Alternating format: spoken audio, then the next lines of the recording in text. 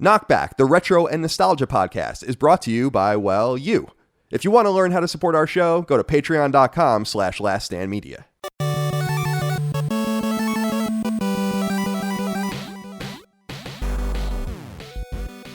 Greetings and salutations. Welcome back to KnockBack. My name is Colin Moriarty. I'm joined as always by my brother Dagan Mithrandir Moriarty. Dagan, thank you for joining me today. How are you? Old gray beard. Yes. Look at that. Say that. Yeah. Gibbets and crows. Been waiting to say that for a while, haven't you? Had to get that out. Yeah. So what's going on? How's life? Everything's okay. Yeah, just chilling. Here it is on a Friday. Got the movie playing silently to my right. Oh, really? That's nice. Let's hope we finish before the movie finishes, because when the movie finishes, then the audio goes back on. Like okay. Time. Yeah, well, it won't be done for 7 hours, so don't worry about it. That's true. Man, when I put this thing on, when you told me the runtime was, I was like, oh my God. I had to just sit down and I sat down with Micah at 5, a little after 5. Okay. And I'm like, we won't be done with this until after 10. And then we got through the first disc, and then we ate dinner, and then we got through it, 10:30 or 10:45. So it's an all-night affair. That was your whole evening. Shit. It's really good. That. Oh, I'm excited. I'm excited about it. But how's life over there? And I'm good. I'm fine. Yeah. Everything's fine. You'll notice that I finally had the blinds guy come over today. Been promising for a long time that I was going to get this done. Okay. And so he put up the blinds, like the accordion blinds, which I have all over my house, but he put on the ones that I have in my bedroom, which are like just totally blackout. And I'm ecstatic about it. That's nice. Good blinds. Tough. Pricey blinds. Definitely, dude. I paid I got 6 accordion blinds because I have 4 windows in my living room, and we also put the blackout ones on those just because the glare is so bad on the TV sometimes. And we would like to have the option to not, like when there's a glare on your TV and then you can't stop staring at what's in the glare. Oh, so you actually have a good picture, but then like you just keep, and I always see the house like behind us, so that really bothers me. So dude, that was all his labor and the blinds, $850. So, but it had to be done. You got to do it. It's a must. I looked up how much these things actually cost. He actually gave me a pretty nice deal. I actually appreciated it, but he's a friend of Uncle Mike's actually. So. Oh, nice. Everybody's a friend of Uncle Mike's. I know, he's like the mayor. He's been down here only for 5 years. He's already like the mayor of Chesterfield County. But so Uncle Mike. But that's how everything's good, dude. Everything's fine. Good. Got a lot of games to play, a lot of things to do this summer, which is catching up on spoiler casts and review discussions. So I got to replay Resident Evil at some point. We're going to do one on Returnal and all the rest. So there's just Ratchet and a bunch of other things. So just a lot of games to play. Scarlet Nexus, of course, another one. So I got to really sit in and start playing. Yeah. And it'll be fun. That sounds fun. It is nice. It's nice, but it sounds fun. But it's not as stressful as it used to be at IGN or even at Kind of Funny, in the sense that we used to get games early, and so that would compel you to hit the embargo, and I fucking hated that shit. Like it's really nice that I just buy video games with everyone else now. I don't deal with PR at all. There you go. I buy them when everyone else gets them, and then we kind of enjoy them at the same pace. So it's a level playing field. And we just grow and grow and grow no matter what. So I knew that my access had nothing to do with why people enjoyed the content. And we were able to make that choice. The proof's in the pudding. Indeed it is. I like it. I like you. I like your strats, my friend. Thank you. Appreciate that. Now, Dagan, it's time to get into the topic in earnest, Return of the King. The third film, 2003, 4.5 hours long, the extended edition. I watched it in Ultra 4K on my PlayStation 5. Nice. And I got to say, I'm excited to talk to you about this. I'm excited for multiple reasons. Number one, it's going to be fun to go through everything in the movie. There's a lot. And then it's also going to be fun to talk about, because I don't really have any insight, because I barely remember anything about what wasn't in this movie, because I know that there's a few things in particular that's not covered in the movie properly, I think, according to a lot of people. And then also I want to talk about, and I know, we got a lot of messages about how Tolkien was anti-allegory, and yet I want to talk about the possible allegories in the film as well, because it's fun and that's what art is all about. So absolutely. And I also don't really believe him. I was reading some of this stuff. I'm like, I don't know if I really believe you. he's a that he really little, feels that. he seems a little evasive when Yeah. he talks about that. So we got to get into that. Yeah, we'll It's get into that. fascinating. It is. But let's just start 40,000 feet. What did you think of the film Return of the King? You know what, dude? I forgot. I knew I really enjoyed this movie, the entire trilogy, obviously. This is the last one we're talking about. And I enjoyed the whole kit and caboodle, but I forgot how good this movie was. And I don't remember the last time I've seen the extended edition being, 44 hours and 23 minutes and change or whatever. But I have to say, going through it now again and it being fresh in my mind, I can't think of a better example of a successfully done film of this length. I mean, for me, I really found it really to be even more enjoyable than I initially remembered. Emotional, great characters, great acting, great action. I found it to be beautiful in the visuals and pretty much every sense of the word. Very few things that I felt were egregious in any way. And for a 4-hour plus film, really masterful pacing, I found. I found it really to be engaging and entertaining from the first minutes all the way through to, those last minutes inside that 4th hour. I really was engrossed and I was pleasantly surprised. And I think it makes The Two Towers pale in comparison. And I didn't remember that. I didn't remember feeling that way about this movie, but I think it's a really, really strong undertaking. I think when you have such a brilliant book and, sort of the epic ending of one of the epic trilogies of all time, like it's a pretty hard act to follow the novel. And man, I just really, really enjoyed it. Like I'm so enthusiastic about it right now that Kyle, that like, I feel like I could go in and do it again. And that takes stamina. This is a long movie. Well, you're a man known for his stamina. Now, I got to say, I agree with you. I was trying to think about this and I don't know for sure. I could have maybe only seen Return of the King once, which would be in the theater. So okay, if that's true, and I think it is, and it's kind of, it's getting hard to remember like what you've seen. It really is. I don't know why. It's 2003. I almost took it for granted at some point where it's like, oh, I remember everything. I don't remember fucking anything. So if that's true, 2003, the end of 2003. So it's been a while. It's been 18 years. And I remembered liking The Two Towers more. And I remembered when I read the trilogy when I was young in high school, or even whenever it was, I think it was in high school, which we discussed in a previous episode, that I remember that being my favorite book as well. So I was a little bit surprised when the film came around and I was like, wow, this is kind of, in my opinion, a pretty marked step down from Fellowship. And what was nice was, I agree. I think Return of the King is maybe the best of the three. And I agree. I do like the pacing. I know we'll talk about the endings and all that and a lot of the Frodo and Frodo and Sam stuff.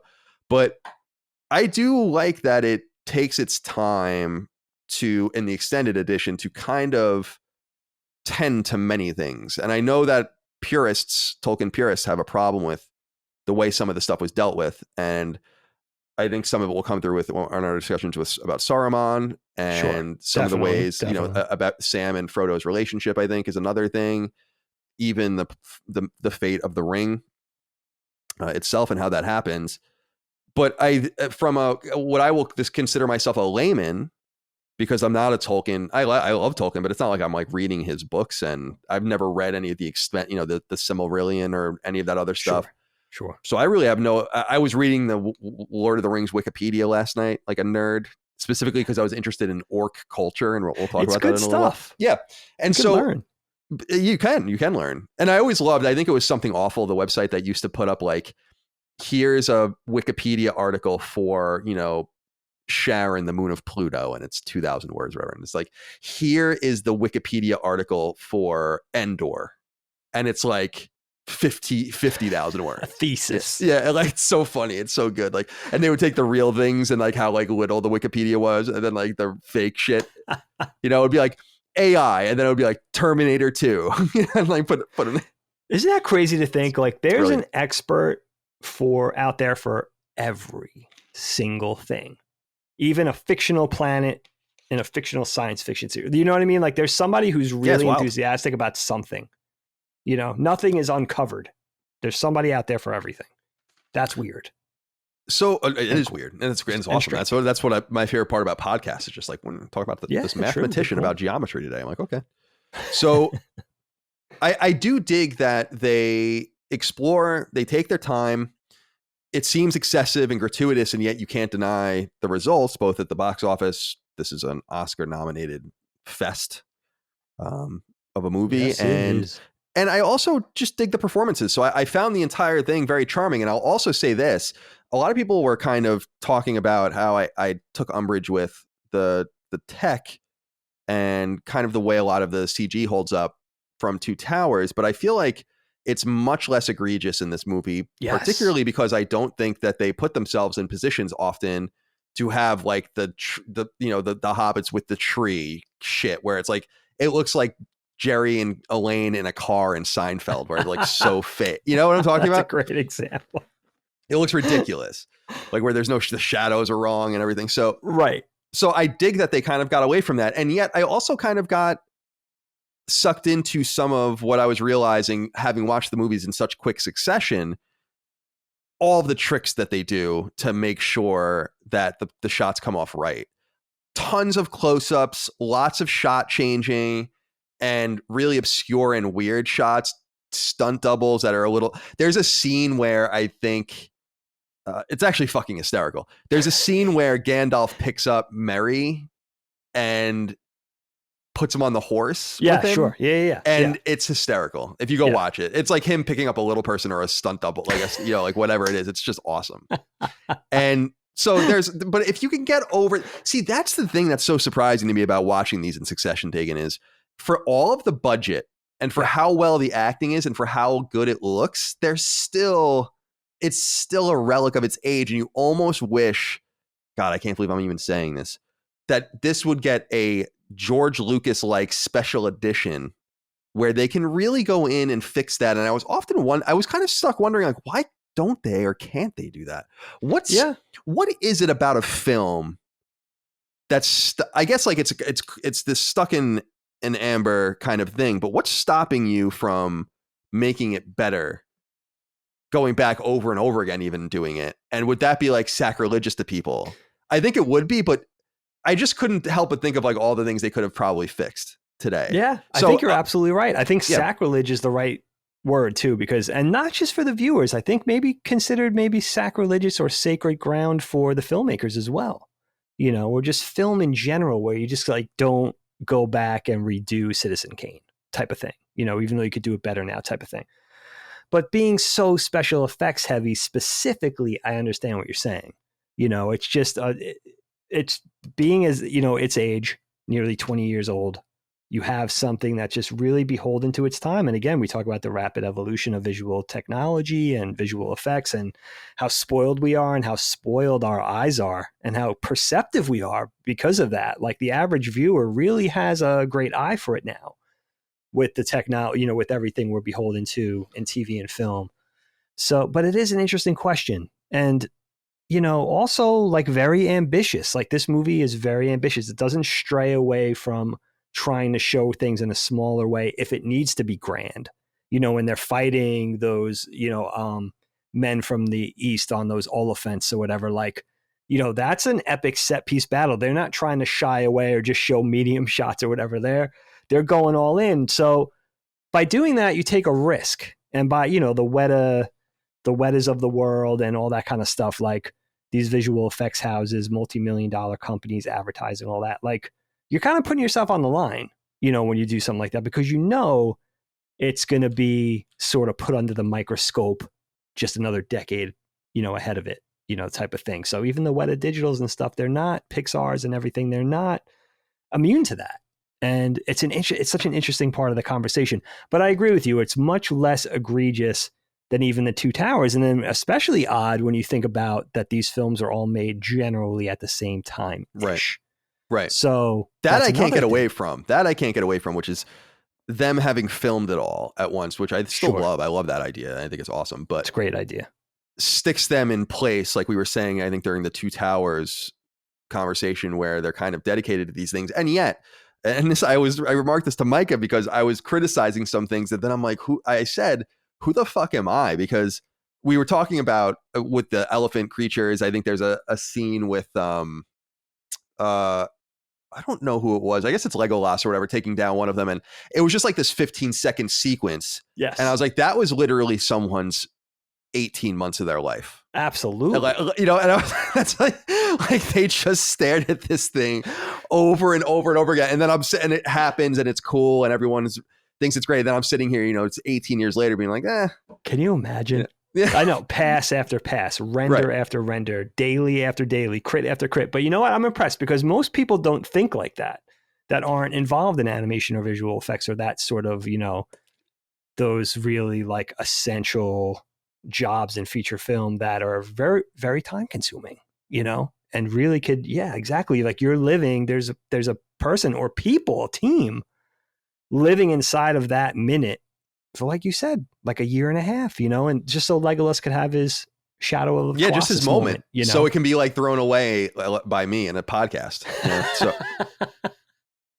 they're all right though. They make good money, those guys and girls.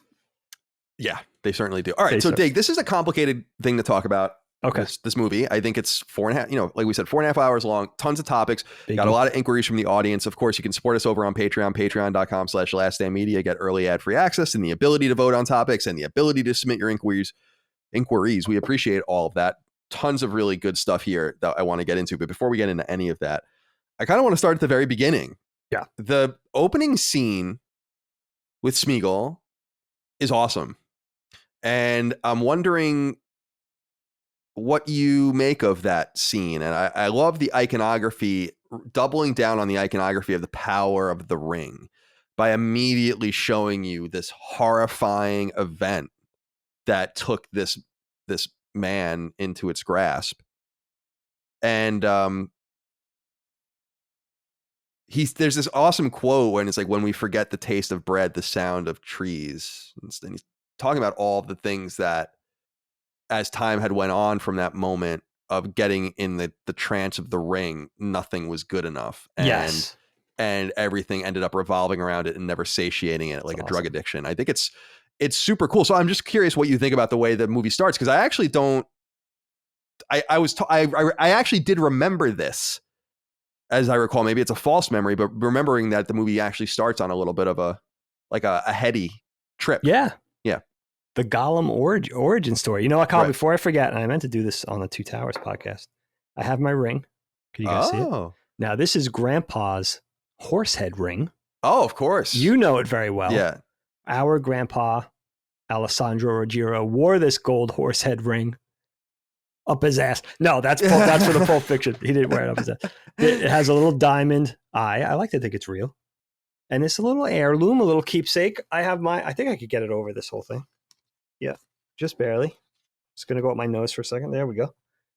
I have it from our quest, our journey. But now it's going to be over the wire. Is that going to bother you? My one ring. Oh, is it over the wire? You didn't think this through. That's all right. Yeah, it doesn't bother me. I'm not going to leave it on the whole time. Okay. Don't tell that. Fair enough. I'm not going to take it all the way to Mount Doom. Well, I appreciate it. Yeah, but we don't want to destroy it. No. Grandpa wouldn't like that. My God, this is Grandpa. keepsake. So, yeah, talk to me a little bit about the origin story and how that kind of sets the cadence for the movie. Because I don't know. I just was really quite drawn into it from the beginning. I thought it was a really nice way to. I know that's the story, but yeah. No, I mean, I completely forgot about it, so it was a treat. Again, I haven't seen this movie in quite some time, and I have to say, Smeagol, proper Smeagol, OG Smeagol might be scarier than Gollum. I think he's him pretty talk creepy, and how his voice hasn't changed really is that's dope. I mean, that's so good. I don't know if that was in the book described that way or if that was a creative decision, but I like that decision. That like it's a little unnerving because you had assumed everything about him had changed, but really his whole intonation and shit hadn't changed at all. It does make it creepy. You're right, to have that touchstone back, like, because the physical evolution or de-evolution, whatever you want to say, is unnerving, But yeah, I really enjoy having the Gollum backstory in there. I should know this already, but is he a hobbit? Is he not a hobbit? I don't know. Is he some sort of ancient type of hobbit before they evolved into hobbits proper? I don't know. I'm not here to say. But yeah, I love the little origin story. I love the fact that it seems like that character already has issues. You know, like there's obviously something going on there with the relationship with the characters. He's already a little underhanded. And it makes me realize like the ring in this sort of ghostly, mysterious way, like seems to find like the most corruptible, right? It seems to almost like, I don't know, it seems to almost like a parasite. Like it needs to find a home. It needs to find a host. And it's drawn to that type of character, and that type of character is drawn to it. So the really cool, mysterious thing going on. You realize this has been going on for centuries. This ring, this ancient ring, this weapon changing hands, and just like you said, like almost like a drug, like having such an enormous power over somebody, having this thing, you know, basically becoming a reason for living, like nothing else even matters to its dependent, and that it has its hooks in Gollum so early, and just, you know, what it's responsible for with his physical decay and his emotional decay, and that he just can't bear existing without this thing. And I love going all the way back to seeing, like, we see its backstory with the original war and Elrond and Isildur and everything, but now we see it fall into Smeagol and Deagle's hands and sort of how it ended up. You know, then we could ascertain how it ended up, of course, with Bilbo and the Hobbit. Super cool. I just love there's some cool iconography, actually. I noticed in the beginning too that I don't know if this is maybe me reading into it too much, but the ring being found in the water is so cool. Like how this ring just pops up and people see it, and the fish takes them to it in this case, and there's a draw to it. But I there's this great shot of it once it's in, I think, on the ground, and it's just totally clean. The ring is just totally cleaned up, and as if it was some mystical or sinister force around it. And also we had discussed from the very beginning in Fellowship how the vacillating size of the ring, I think, is really creepy too. And they do that again in this movie, which up to the very end when they destroy it, which I love too, because obviously it was worn by various people that wouldn't have had the same ring size. So sure. I just like the cadence. It starts out very dark. It almost feels like if you were, and I don't know where the way this lines up in the books, but if you were to just write this as a one long story split into 3 parts, you would have almost wanted that to be the end of the second movie. But I like that it like where it gives you a little, it's almost like a Luke Skywalker on the cliff kind of situation. But I dig it, and it gives us insight into Smeagol, and actually I wanted to bring in this inquiry from Andy Genereux. Yo, Andy. French much? He wrote in and said, "Hello, Super Moriarty Bros. So when is Gollum and Smeagol going to get his due? Without him, Frodo walks right past Sam while wearing the ring, and all hope is lost. It was Gollum's actions that led to the destruction of the ring. Frodo ultimately succumbed to the ring's power, and he had to have his finger bitten off to relinquish it. I have said my piece.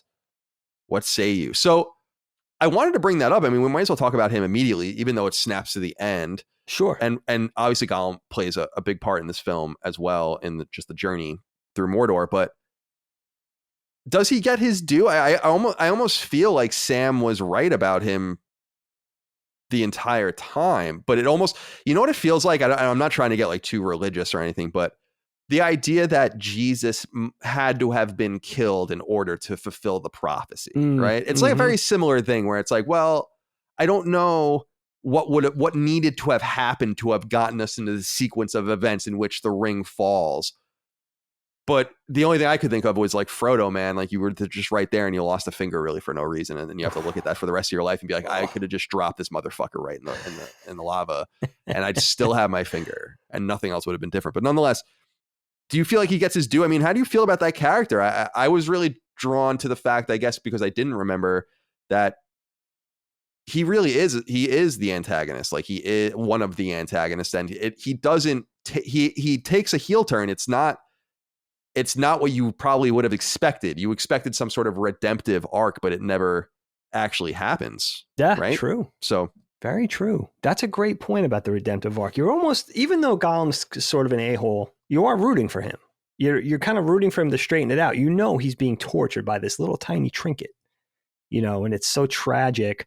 Well, let's work backwards, right? Okay. We know Sam and Frodo needed a guide. right? That was the practicality of the situation. They needed someone who was familiar with the lands of Mordor because he had been a prisoner there. He had slunk around there, but he knew the place. And that's the way he operates too. Like he always knows the secret passages and the secret ways and everything, staying out of harm's way and, you know, being a little creep. So they really needed him as a guide, right? I love his ending. I love the irony of the ending that he gets what he wants as he's dying. I mean, that's the utter, when you're writing a story, I mean, what could be more utterly tragic? It's like he gets the ring, he's smiling in those last moments as he's dissolving in the lava. You know, super cool payoff, I think. But also with Gollum, I realized too, like, I guess more so in the Two Towers, it was interesting to see that his dark side and his good side were struggling. Like there was some sort of struggle going on in his psyche, a bipolar sort of thing where, and it, you know, it compelled the audience, I think, at least for me, like to feel sympathy for him a little bit because you knew he was being corrupted by this thing that he couldn't live without, this drug, this trinket, this enormous power that could give him an easier life, let's say. And, you know, his whatever inherent goodness, you know, that he had pre-corrupt, you know, during the Smeagol era, let's say. Then in the second movie, what I love seeing is that he's already pretty far gone. Like he's already committed to betraying Sam and Frodo, and he just wants the ring by any means necessary. And he's playing the game, and you see the cogs going on. You see the scheming, you know, you see his insidious nature where it's not just, you know, the physicality of slinking in the shadows and dropping into the swamp and swimming, and the claws and all that kind of shit. It's like also like his cunning, you know, that he's pitting Sam against Frodo, and he knows exactly the two, you know, he knows the two types. He knows that Frodo is under a very similar thrall with the ring, so he could play Frodo against Sam, who he knows is going to be hard to beat because Sam is so true of heart. You know, you have the Gollums and let's say the Boromirs and everything. I'm not putting those two characters together, but you have the corruptible versus the Galadriels and the Faramir's and the Sams, which are like, you know, they're beyond the corruption of the ring just because the fabric of who those characters are. So, and I love Gollum being the, you know, the one end of the spectrum for that. And I just love the animators / Andy Serkis, the direction, Peter Jackson, everybody involved in like Gollum's performance in this movie, I think really holds up. You know, not just the CGI modeling and the translucent skin and all the visual stuff, but just the acting choices, you know, the very subtle eye darts and the you know, the sly smile. Mel Gibson eye darts. The Mel Gibson. Why is there not a meme of that? I don't know. You know, not to go off on a tangent, but there really should be a meme of that. Sorry to interrupt you. Yeah. Whoever's listening out there, we need the Mel Gibson eye dart meme. But I'm trying to think the best movie for that. I guess it would be Braveheart, right? Well, I think Signs was a good one for the eye dart, I think. Signs was a great one for that. And The Patriot. Yeah, The Patriot, of course. So either of those three movies. Totally I don't know how we got. I'm sorry, I interrupted you. I totally interrupted No, that's you. okay. But I'm just saying, like, the performances and just the subtlety, you know, that was really showed a lot of discipline. I love a subtle acting performance. That's probably the animator in me. But, you know, just the sly smile and the eye dart and trying to cover up that he's happy that he's sending him into Shelob's lair and stuff like that. Like, you know, for me, like I was just really dishing on Gollum's performance in this and really satisfied to see that it holds up. You know, that sort of thing.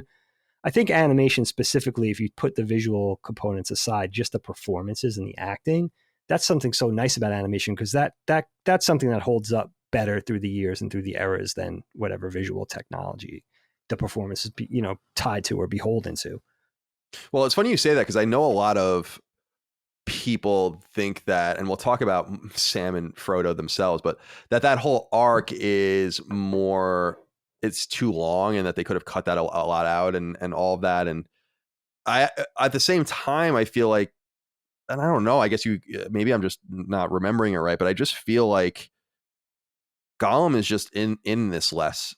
It just feels like he's less upfront. There just seems to be much more going on. So we're not so focused on his foibles as a character, but also as maybe the way he doesn't hold up as well. Like Mordor is darker. They're in caves and there's no light sources and it's easier to get that CG in. And so he fits a little bit more broadly into what's going on in this world. And so there's a lot to that because he's a character that when I read The Hobbit and the trilogy, I didn't see him as annoying as they ended up making him in my mind. To me, I don't know if it was like a move for like a toy or to make him like a little more childlike. He's obviously simple. I mean, I think they describe him as such, like kind of mentally deficient in the books. Yeah, but I think you're right.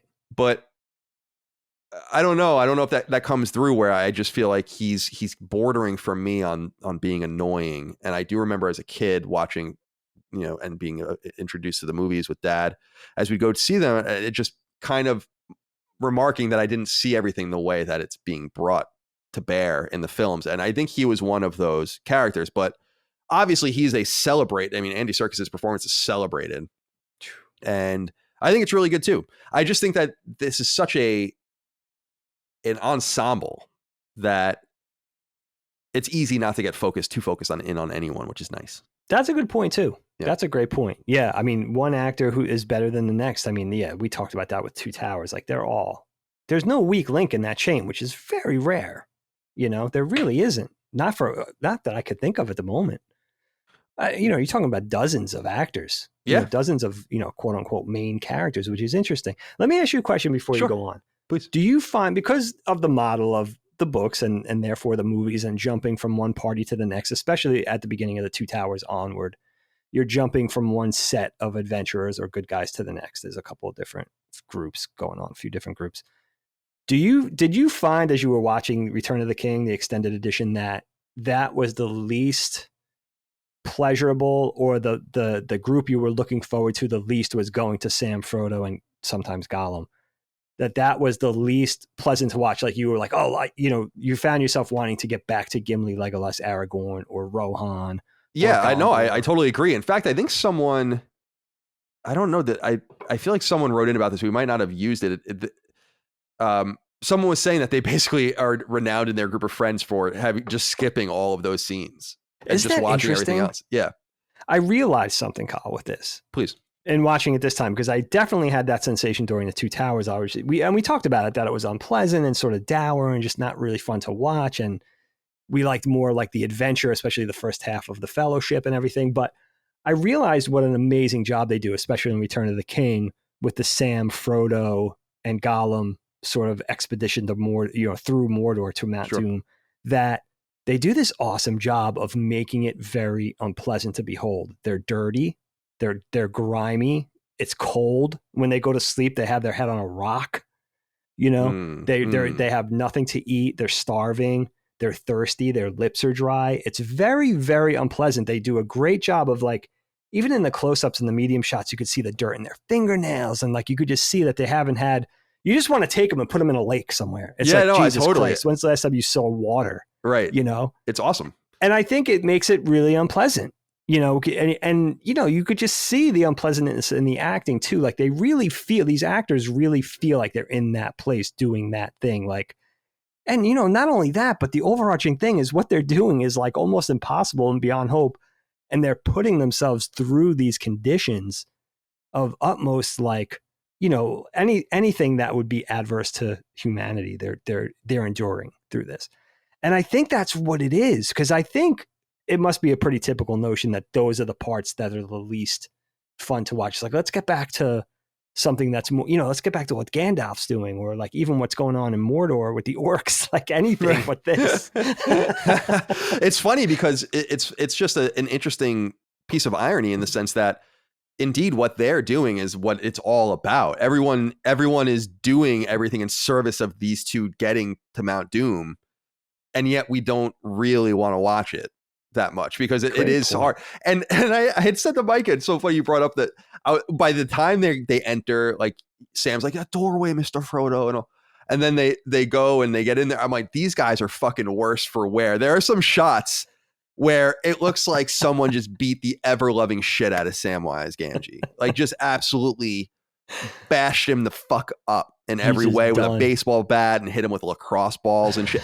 I don't know, so it is funny, like they are on their last leg and you feel for them, but you really do. We don't really, it's the least pleasurable thing. When you look at the runtime, like, yeah, you probably even you probably could have cut out 10 minutes of this. I think we probably would have been okay. Yeah, like it's enough.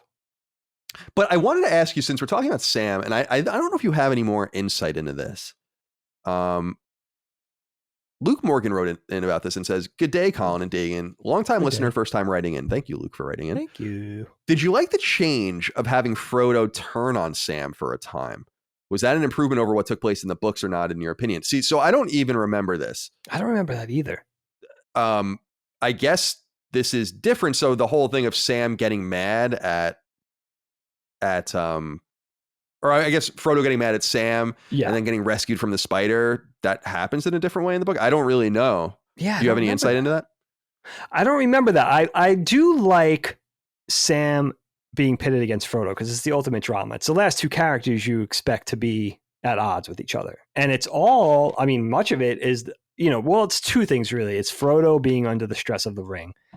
But, in a larger part, it's due to Gollum scheming and what he wants to happen. The way he thinks he's going to achieve his ends is by pitting these two against each other. So it's really heartbreaking because when you see, sort of Gollum plants that idea like to Frodo, like he's going to ask for the ring. And then Gollum sets those wheels in motion. So it does end up that way where Sam does ask for the ring. But Sam's genuinely saying, Sam's a noble dude. He's genuinely saying, like, I want to help my friend and relieve him of this burden for a little while, and the way Frodo takes it. And of course, being under the thralls of the ring, and that he's not going to let anybody have it. He's taking exception to, like, you want my thing, you covet my ice cream bar type thing, Right. So it's, I think it's awesome. And it's funny. I don't remember the way it plays out in the book. I think it's probably similar, but there probably are those things that do set it apart from the book and just playing it up for visual drama and stuff. But I do like the way the movie does it. I enjoy it. I think it's, because you're really, who knows if you didn't know the story, let's say you're just jumping into this film, you never read the book, you would never, the drama gets heightened to such a degree that you're like, maybe they will fall out. Maybe these two are going to fall out. And that's to the detriment of the whole quest. Who knows? So I like it for the dramatic, elements of that. Well, Eric Seaback wrote into us on Patreon and says, "Hi guys, big fan of the show. I have to say, as a fan of the first two films, that this one always puts me to sleep. The scenes with Frodo and Sam are so long, frequent, boring, and repetitive. I find myself fast forwarding through those sections just to make it through. Do you gents share the same feelings of bromance boredom? Okay. Thanks for all you do. The show is a huge highlight of the week." I don't. I mean, I feel like the bromance between the four hobbits, but of course Sam and Frodo specifically, and of course Merry and Pippin specifically with each other as well, true, is quite endearing. I mean, that I never grow tired of. To be honest, I was just a little tired of, like I said, Gollum. So I have no problem. Do you have a problem with the shining bromance? Because it's funny too. There are certain scenes, like when they go to the various cities and at the end when they're celebrating after the victory, and it's like, oh, there are women. There's women in this movie. Like it just all is about there are a couple of women, obviously, but it's just bromance. Do you get tired of it? No, and it really is. I mean, specifically the Sam Frodo thing. I mean, it's an epic bromance of fiction, But I can read, not to be cheesy or to be too schmaltzy, but I can relate to a bromance thing. I feel that way about people in my life, with Colin and my friend PJ and stuff like that. So, and I love the fact that it's more of a one-sided bromance. Like, obviously Frodo loves Sam too, but Sam's like, he's just super down for his boy. You know what I mean? Like that loyalty, the loyalty to that end is something really special. And I think it's also in the performances. Sean Astin and Elijah Wood, they just knock it out of the park with that. I could see, we talk about this with The Two Towers. It crosses over into kind of funny-esque territory, not purposely sometimes. And that's okay, But for the most part, I think it's really a great part of the story, because there's no way, without feeling the way they do for each other, especially Sam for Frodo, there's no way they're pulling this off. It's the concrete that's holding the entire thing together. Indeed. So for me, I definitely enjoy it. All right, let's talk about Saruman a little bit. Brent Lindquist wrote into us and said, "Hey fellas, I'd love to know what you think of the omission of the scouring of the Shire. Saruman's fate is one of my least favorite parts of how Peter Jackson handled the trilogy. And while I understand that this movie is already long enough, Saruman is a crucial character, and he's totally omitted from the theatrical version of The Return of the King. And they certainly take some shortcuts with him in the extended cut. Thanks for the podcast. So I found this weird as well. I don't remember, not just the omission of that, which I remember being a controversy at the time. Yeah. And they don't really pick up that ever happened at the end of the film, right? Either. So that is omitted, and it does remove some of the agency from why, for instance, the halflings are interested in this battle at all, while they are usually in their little part of Middle Earth, drinking and eating and farming and doing whatever they do. So that is a little strange. But I also didn't remember. It's true. It's almost like Saruman's almost like gone. Like, it doesn't even matter anymore. Like, it's almost like he was like a MacGuffin or something. Yeah. So how do you feel about the way he was handled and all that? I do love him on the tower, trying to cast one last spell, seeing Isengard in ruins, and the tree folk are there, and it's totally flooded because they destroyed all those like dams they were using, and it's very cool. So I like all of that. But what did you think about the way they kind of handled him? Because they kind of just dispatched with him, almost like Darth Maul, where it doesn't even seem like he's actually was very important at all. And like how instrumental is this guy going to be? Obviously, he was cool for a little while, but then what happened? Yeah, I do remember this being a polarizing thing, especially when the film came out. One of the biggest changes from the book, especially in Return of the King.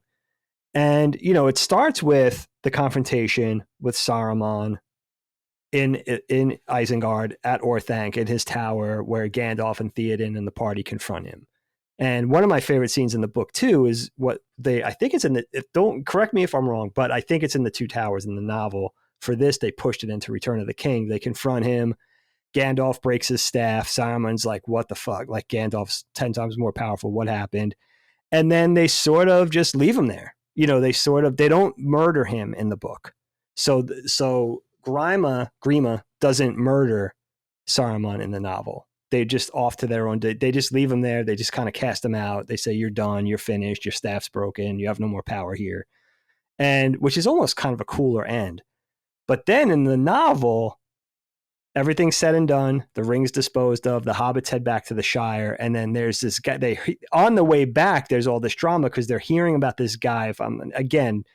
Correct me if I'm wrong. It's been a while, but there's this guy named Sharky that's terrorizing the Shire. So they're trying to get back as fast as they can. Well, Sharky turns out to be Saruman. And he turns out to be this, indispensable or, sort of, in a way, invincible cancer that just keeps coming back. And now, in a vindictive turn, he's just like terrorizing the Shire. That's what he's going to do to pay back for his insult, for his being cast down and everything like that, which is interesting. I like that Saruman never really goes away, and then he has to sort of become like a local villain. He goes from being like, a Mordor or a Sauron-esque villain trying to be buddy-buddy with Sauron to being like this local thug, bad guy, which is actually kind of really cool if you think about it. In the movie, they just murder him. He's murdered in that confrontation. Staff's broken. Grima stabs him, falls from the tower, dies, and then Legolas kills Grima, of course, with the arrow in the heart. Yeah, and then they get that orb as well. Right, the Palantir. Right. Which is the Seeing Stone, which is like this whole thing about, and the histories of the Palantirs confuse me a little bit. They're supposed to be, I think, initially they were supposed to be a communication device between either the quote unquote good guys, that they could see things, they could maybe see the future, they could kind of look into each other's realms, and almost like, like this is terrible thing to say, but almost like primitive cell phone type thing, right? With perks, with benefits, because you could also see a little bit of the future, right? So think about if our iPhones could do that type of thing, if I'm not mistaken. So yeah, big differences with the Saruman character, but which one do you like better? Like, the thing is, I can't see making this movie any longer. Like, if they got back to the Shire and then they're dealing with Sharky and all that kind of stuff, it's like, yeah, it almost feels like it is like, it's almost anticlimactic. It just, I don't know. I felt like they had Grima kill him in order to get rid of this question that might have been asked by the audience, reasonably so, about like, well, why can't he just help you? And that's why I think they might have felt the need to dispatch of him in such a way for the audience, so that the audience isn't like, but this dude's working for him and you're just leaving him there, or you're just not going to, it doesn't really make any sense. Like, why wouldn't you try to leverage his information or turn him in some way, even if you can't trust him. So I understand people being upset with that, but the only thing I really remember about that is just that it was a big deal back then. I do remember that people were complaining about this on the earlier internet. Yeah, definitely. It was well, it does seem like one of those big Napster era, chat room argument type things. Oh, definitely. Gibbets and crows. Gibbets. Dotard. Dotard is a great. We shall have peace. I love Theoden in that scene, man. He's just like, peace. Because, Saruman's got that, and I don't know how much they play it up in the films, but he has that silver tongue thing where he just talks. He's doing the Bob Ross thing. He's making you, it's like, oh, all right, yeah. This guy just didn't kill thousands of our people. Like he almost he lulls you into submission with that silver tongue. And that was supposed to be one of his powers. Like he was a master of that. And he would get you under his spell, And Theoden's just like, fuck you. We'll have peace when you're fucking hanging from a gibbet for the sport of my crows. So epic, dude. It's good stuff. No, for sure. And in those scenes too, I do love, seeing Treebeard again. And there's a lot of good Treebeard. There are some great Treebeard quotes, but I love when he says, trees will come to live here, young trees, wild trees.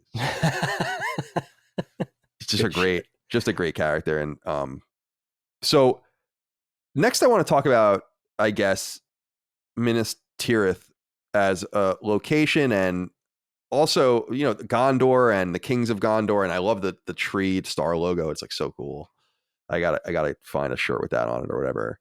Oh, that would be a good shirt. You're right. Yeah, it would be really cool. I was saying that I love this complex architecture in this world wherein it would have been so much easier for you to have just built this thing against the mountain, and yet you build it into the mountain, and it's incredible. It's just really cool visual flair. All these like alcoves in various places of Middle Earth that are just one with nature, basically, which I guess is really part of the theme of the film.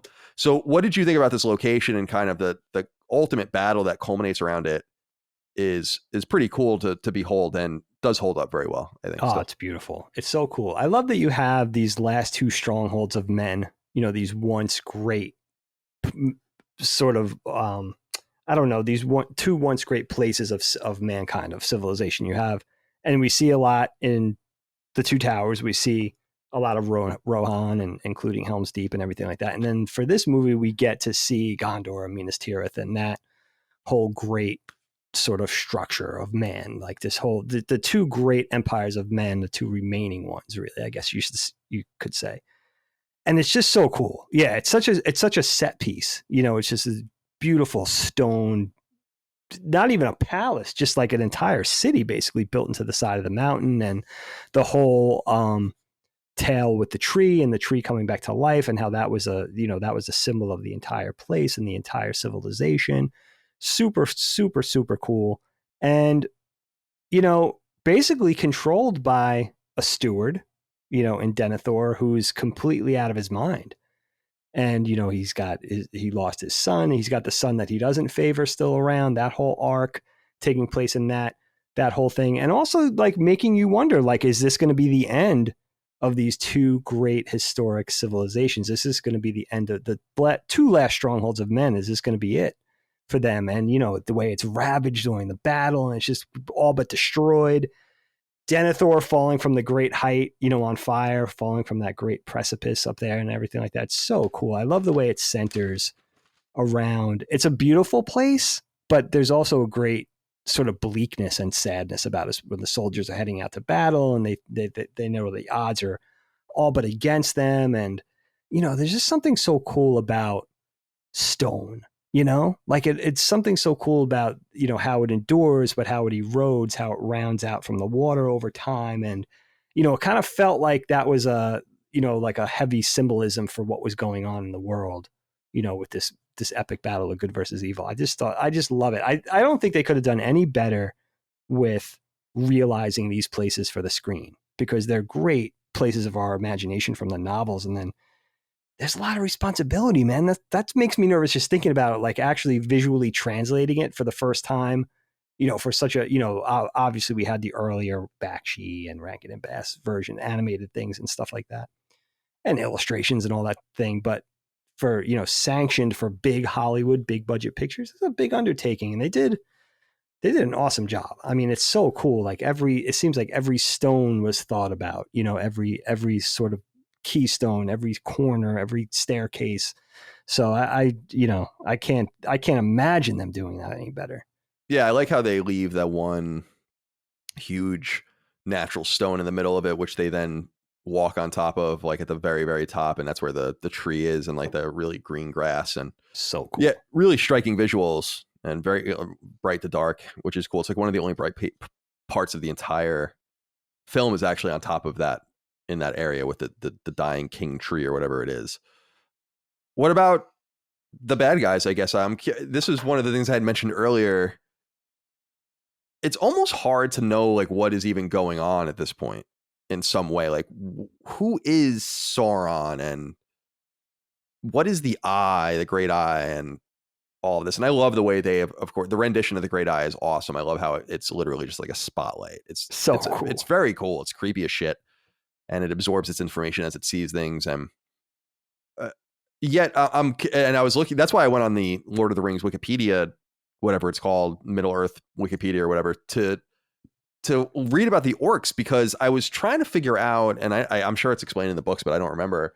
The Uruk-hai are being made by other orcs. And I was like, well, are the orcs a sentient race? Like, do they have a society? Because as I was looking at we see a little bit of them. It looks like they have like merchants. They obviously have people that are making equipment and leather workers and blacksmiths. And I was just really interested in like, what is the motive behind this? And yet it doesn't seem like they have any. And I don't really know what it would be. And then you have these other human, which I'm more fascinated about, these humans, like the seafaring human pirate type enemies and the people that ride the elephants. What is in it for them? We don't really understand like what this it's supposed to be the end of the age of men. So why are they fighting if that's what it's literally openly being called? I guess, is there any clarity as far as you know of what the point is of all of this? That's the thing I'm trying to kind of struggle to understand. It is a weird thing. I've been thinking a lot about this with watching this movie, and it's, a lot of it to me, and, a lot of it I might just not know, because I am very interested in the Lord of the Rings and the lore and the companion fiction and the Silmarillion and all that stuff. But my knowledge is limited. That's not what I study day in and day out. But I was thinking a lot about this, and you have this in fiction, right? You could even say this about Star Wars. It's like, it seems like the goal of the quote unquote bad guys is just conquest. They just want to rule everything, and everybody else is going to be under their thumb. That's the goal. So you could say Dr. Evil, the Empire in Star Wars, of course, Sauron and the powers of Mordor, all of these things in fiction. It's like, that seems to be the overarching goal. And it doesn't seem to be any more complicated than that. I love your point about orcs. Like, I thought about that, what you just said, when you see like their war camps, right? Just like the men have their war camps, they have their tents, they have their barrels filled with water, they have their provisions, they have their crates, they have all these type of things. So of course we know they eat and they drink and all that kind of stuff. So they need to survive like men do. We know that orcs are in this world, in the Tolkien universe or whatever, are sort of like the dark elves. We know they're sort of like the dark version of elves, right? If I'm not mistaken. So there's a lot to be said there, but you raise a good point. Like, do they live naturally in any part of this Middle Earth? Do they inhabit any, or is their home Mordor, and is their role to be soldiers? Unlike elves, who live naturally in the world and fight when they need to fight, right? So it's a different thing. That's a great point and a great question. And then you have the whole point about really just, I mean, it's hard to say, right? Like, you have all of these different races. So you have the dark side, you have the light side, and you have everybody that aligns with them. Now, you talk about like the Eastern men, the pirates, the mercenaries, the bounty hunters that align themselves with Mordor, right? You could ascertain that they're just trying to get on the right side of history. They're trying to draw up with the winning side, because the power of Mordor is overwhelming. I talk about OP, right? Like, there was nobody that thought Mordor wasn't going to come out on top when you look at the odds. So you have these men who are less scrupulous aligning themselves with Mordor. So when Mordor wins, they think that they're not going to be crushed, like the men of Gondor and the men of, Minas Tirith and all that kind of stuff, and Rohan, and the elves and the dwarves and the eagles and all that kind of stuff.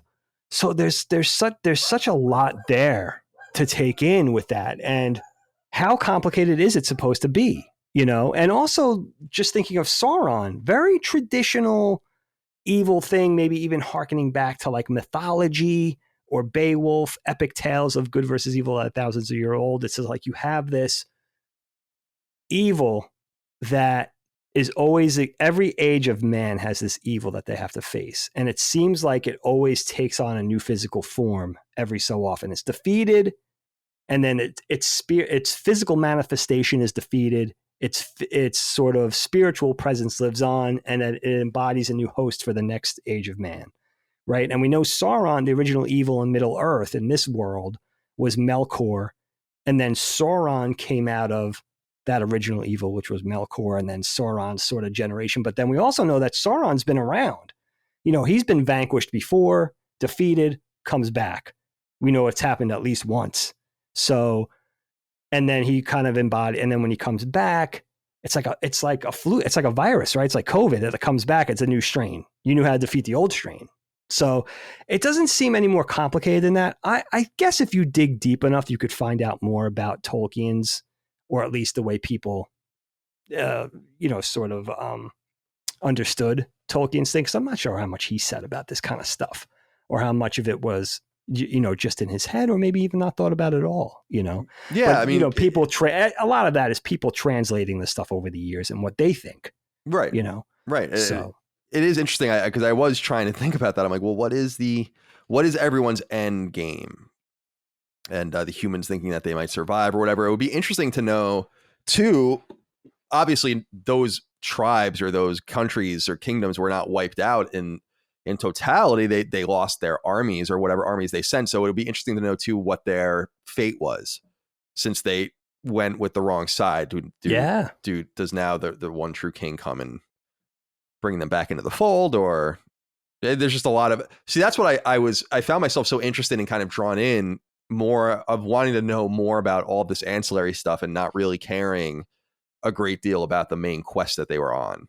And that's the sign of good fiction, where it wants you leaving more. I felt the same way in some way about Game of Thrones, where it's like, oh man, like this is cool, all this, but what is going on over here? Let's talk a little bit more about, let's just stay at the wall the entire time. It's right. The wall. It's fascinating, right? You're absolutely right. Because as soon as you see the pirates or those brigands that wash up, and then Aragorn's like, go back because we're going to kick your ass. Like, don't land that ship up here type of thing. You also see the guys, the very 300-esque elephant warrior guys. Yeah, Mad Max. They were almost like Mad Max. It's like it's like Mad Max almost. They reminded me of in some way. Those absolutely. Guys. Yeah, Mad Max. 300, pick a video game, right. God of War, Rage. like all that kind of stuff. God of War, definitely. God of War, right? So, but you're compelled. You're like, well, all right, I want to see where these guys live. Like when they're not fighting on top of these giant elephants, like where do they hold up? Well, like what do their civilizations look like? Their places of, do they live on the ocean? Do they live in the desert? Like what's the story? Because you really only see, and I guess man is really down to Rohan and Gondor, and you don't, everybody, unless the other pockets of men are much smaller. Like they even talk about where, I think Theoden is like marching along the lines, like his front lines, and like where are these guys? Where are these guys? And like they didn't show up. So like it's suggested that there are smaller civilizations, but Gondor and Rohan are the ones holding it down. That's like LA and New York, right. And Chicago, and then maybe Chicago, you know what I mean? That, and the other ones are the smaller cities, the sea level cities and stuff. So, yeah, it's fascinating. Just, I don't know. I just want to know specifically more about the orcs' motives, and if they just beget each other in some supernatural way, because they are corrupted elves. We know that, but yeah, just like where they might live naturally. It's always like, where are chickens just rolling around? It's a good point. And then we know there's like thousands left after the battle. It's like Gandalf's like, there's 10,000 orcs between Mordor and Frodo, and we have to do something. He's like, they didn't send out the other, they just kept the other 10,000 in reserve. How many orcs are there? Right. It's interesting. Yeah, it is. It's fascinating. And I do love the totally inorganic nature of the the orcs' armor and stuff. I mean, obviously they have some leather pieces and whatnot, but I was especially drawn to their bows and arrows. I don't know if you noticed this. They have like arrows that use, it's just all wood. So like they have just frayed wood at the back for like where the feathers would be and stuff. It's just very, Oh, that's cool. whoever did that kind of stuff is like, whoever made those kinds of decisions, very cool. Cause I was just amazed about how well the orcs still stood up. And I'm like, yes, it's so nice that you made the right decision and didn't make these into battle droids or something. Yet I do also think that there's a question to be asked about, well, if the orcs are just manufactured, yeah, they understand language. They're telling them to get in lines. They all seem to have their own weapons of choice. There seems to be ranks because there's like, they're doing like inspections and stuff like that. And so I'm just going to ask the same question I asked in episode 1 about this, which is like, why wouldn't you just make the officer versions of the orcs? If they're all just made out of whole cloth, then why would you make any infantry battle droids? There's a commander battle droid. Just make him over and over. Whatever's special about him, replicate him. And so that's my one. Question. That's a hang up for me where I'm like, just make all of the big guy. And also, just make all. Are the guys. trolls and all the other creatures that they show, are they part of that society, or like is there a troll society? That's what I'm wondering. I am. I'm like, because like, are they in league now? And it's cool. There's just like a lot of these smaller groups, and then also we see some of the smaller good guy groups like the Eagles and others that come in later, where you kind of wonder like where. And of course I didn't say it to Mike until it was all done because I know it ruins it for everyone. But I'm like, all right, so the argument against this whole thing now is why no one just went to the Eagles and said, "Can you take this ring and fly into Mordor and just drop it into the mountain?" Right. Or if you don't trust that, maybe you'll get taken over by it. Just take this hobbit in your claws and bring him. Drop him him in there. Don't tell him you're going to drop him in there. Yeah. So I was always that. By the way, does that bother you at all? I know that's like the thing everyone makes fun of. Is like, why did? No, I mean that's a great point, especially when you see the Eagles sort of come and battle the Nazgul, and the Nazgul are shook, dude. They don't have a chance. Like the Eagles are fierce, right? Like especially when you think, all right, their air defense isn't even savvy enough to deal with the Eagles. Just send the Eagles in, But the Eagles, I think. The Eagles seem a little elfish to me. They're like the elves of the air, They're just kind of like going to be off to their own devices until they're really needed. Like they're not, they're nationalists. Right. They're not going to get involved unless it's going to be the 0 hour. That's how the Eagles strike me. It's like we have our own problems. That's where the whole United States reference to them come, like why everyone thinks it's such an overt reference to the U.S. coming in and rescuing everyone at the end and fight, taking the credit basically. I know. They could have been giant geese. You chose eagles. Come on. Right. I know. Exactly. Our bird. But I also feel like I'm curious about their society now. What's going on with the eagles? Where are they? Where do they live? Eries. Oh, is that what they're called? Eries? I don't know. Yeah. Oh, okay. Yes. I'm going to go with yes. Yes. Okay. That's fair enough.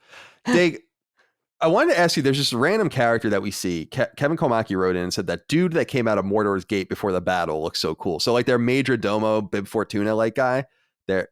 I loved that scene. I don't know if that scene must be in the book, but I dig that. I don't know. I want to just call out that scene because I love how he's like, is there anyone I can parlay with or whatever? Like it's almost like he's a proper diplomat. Oh, it's so good, dude. Yeah, he's like the emissary. Yeah, the mouth of Sauron. I love the fact that you just have his mouth. Like he's probably blind, right?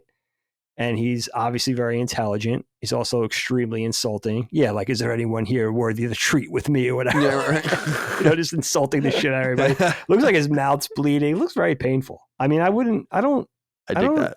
I understand why he's aggravated. He's probably got lady problems. Yeah, I mean, he's got a lot of problems. He's lonely, that type of thing. Yeah, but that scene, correct me if I'm wrong, Kyle, that scene was not in the theatrical version. That was reserved for the extended version. Oh, really? I don't know. I don't remember. If I'm not mistaken. It was great. And that was one of the ones I was so excited to see. It was like, and that's one of the scenes you look at and you're like, why did they leave this out? This is amazing. And even after all that, like still appealing to like calling Sauron out at his own gates, like get out here, like we're gonna, and like saying like you're gonna answer for your crimes type of thing. And then he sends this guy out. The only thing I don't like about this, and I think you and I have talked about this before, pre-KnockBack, I don't remember, but I think it's sort of a character betraying moment for Aragorn. I don't feel like Aragorn would have beheaded the guy in mid-sentence. He's obviously egregious. He's lying. He's saying that they tortured the shit out of their best friend. He's extreme. Obviously, he's the mouth of evil and everything like that. But I just don't feel like Aragorn would have done that. Unless it was sort of like saying like he's still growing to that kingly role, like he's not there yet, but he's going to be there in like another hour. It's right. I don't know. For me, it was like not the proper thing for a nobleman to do. Right. I think it was because he couldn't. If what he was saying was true, then everything was for naught.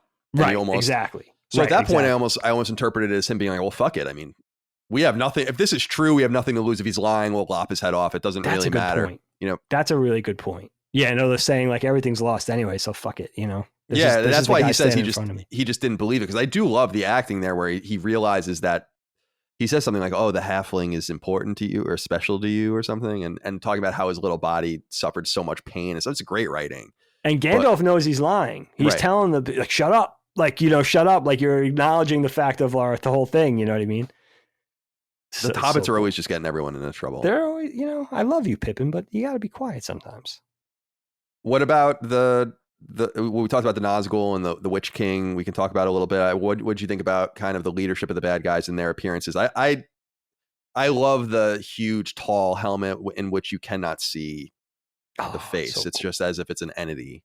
What did you think about kind of the various designs of all of that? I loved also his mace when the giant mace. And you can it makes such a realistic noise as it hits into the ground. It's like when you drop something heavy into dirt, or the grass. It just sinks. It's just awesome. Like so what did you think about all of that, about those kinds of visuals? So good. I love the Witch King of Angmar. I love, I always love that model of like the bad guy, like the Sauron having his lieutenants. Like there's other badass, like the mini bosses, right? We came up with 8-bit video games. We know about boss battles and all that kind of stuff. You got to have the mini bosses.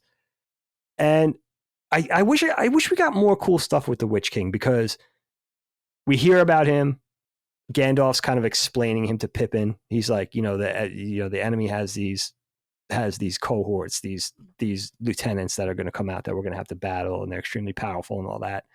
And then I think it's when Pippin sort of summons Gandalf to go save Faramir on the funeral pyre. He's not dead, obviously.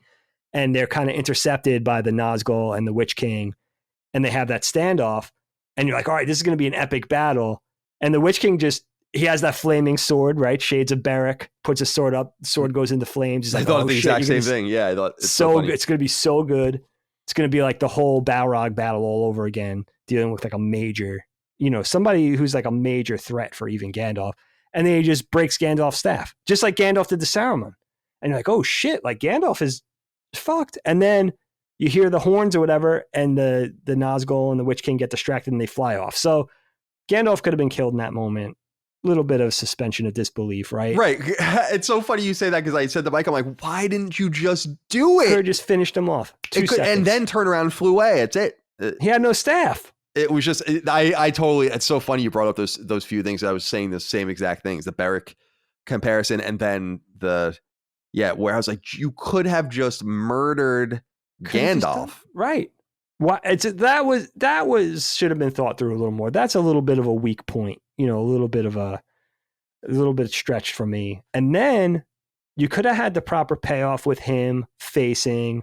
Well, I love the scene where, they're Theoden's kind of on his last legs and he's still trying to rally the troops. I love the character of Theoden. I really think he's a great he's character. Awesome. Yeah. So good. And they're kind of on their last legs, and he's trying to summon the troops and get their spirits up, and he turns and he sees the Witch King flying at him, and even his face is like, fuck me. Yeah, like, it's awesome. It's great acting. Yeah. You just see the despair. You know what I mean? Like, even in this king's face, like this epic hero's face is just like, fuck. And then he gets killed. And then he's killed. The Witch King is killed. Like, he takes out the giant mace. The bottom of the mace is the size of a Volkswagen. You're like, fuck. Yeah. Like, every link in the chain is like this big. It's like, this is going to be amazing. This is like the ultimate boss fight. Yeah. It's like a Castlevania boss or something. And then, yeah, exactly. So cool to look at. You think, like, all right, we're going to get this payoff for this Witch King. We're going to see an epic battle. And then, like, he's destroyed by Merry and Éowyn. And no offense to Éowyn, like, she's obviously a proper warrior and she's extremely courageous. But they first of all, she cuts off the Nazgul's head. She dodges, cuts off the Nazgul's head. There's no battle. It's like, all right, that's how easy that thing is to defeat. And then Oh my They God, just you're like reading my dispatch mind. of the Witch King. It's like, oh, come on. Like, he swings the mace around a few times, breaks her shield, maybe breaks her rib, whatever, type of thing. And you're like, all right, this is a proper start. Like, she's completely overpowered. There's no way it doesn't matter how courageous she is. No one's going to be able to stand up to this guy. And then they kill him. And he's killed by Mary. It's like, it was like, oh man, like I needed a little more with that. I needed just a little bit more of a payoff for that character because he's so cool. He's got that poison blade, and he goes all the way back to stabbing. He's the one that stabbed Frodo at Weathertop, and gave him that poisonous wound that he almost died from. So we have some history there and some build up. It's like, all right, give us a proper payoff for this dude. Obviously, he's got to die, right? But let's see him like really like do some damage before he dies. Nope. Yeah, it's a little strange. I did want to give a shout out. We were laughing about all of the different memes that come out of these movies. And Micah pointed out one of the great memes, which is when I think it's Mary, I think, that goes and lights the torch, or is that Pippin? I can't remember. One of them. Oh, it's Pippin. It's Pippin. Okay. And Gandalf is like kneeling down and he's like, don't, it's like, you can't fail, whatever. And then you see him just kind of running off, like a little body running off. And there's a really funny meme Micah brought up where it's like, it's like your mom telling you to go get the onions while you're at the grocery, like at the checkout counter. And then it's just a picture of that. And then it's just a picture of him like running away or whatever. It's awesome. So just such a memeable movie. It's so funny. I've appreciated so many more of the memes after having seen the movies again. We're like, oh, these are so good. They're so funny, and so many more to come, I think. Dave, let me ask you about, let's go back to The Fellowship, not the movie, but The Fellowship itself. Let's talk about, our favorite troll, our favorite dwarf, or dwarf, as Dagan says. I say dwarf too. So Gimli, and of course, Legolas, our elf. I have to say, one of my big critiques of The Two Towers, and one of the reasons why I think it's the weakest of the three movies in hindsight, is it's just Gimli fucking comedy hour. And I feel like they really toned it down in this movie. I don't know if that was by intent. I don't know if they got that feedback and they were able to cut things permanently to not make him like Don Rickles in Middle Earth. And it makes the things that he says and the things that he does that are funny, because he is a comical character in the books, as I recall. He's supposed to be they're supposed to be gregarious and jovial and drunk and loud and all that. And that's great. But then it makes some of the other stuff that he does really funny. The drinking contest I thought was really cute. And he says a quote in there, which is, it is an absolutely amazing quote. I think it's on my first page, which is, yeah, it's the dwarves that go swimming with the little hairy women.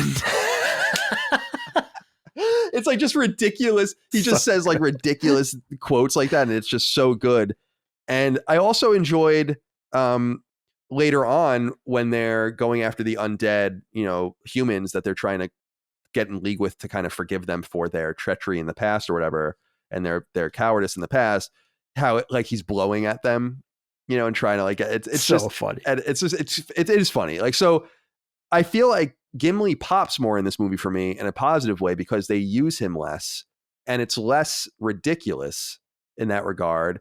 And I even think that they showed a lot of, first of all, I will make fun of this about Legolas, is that every shot of Legolas, and if you're not watching the video, you won't see this, but every shot of him is when it zooms in, it's like this.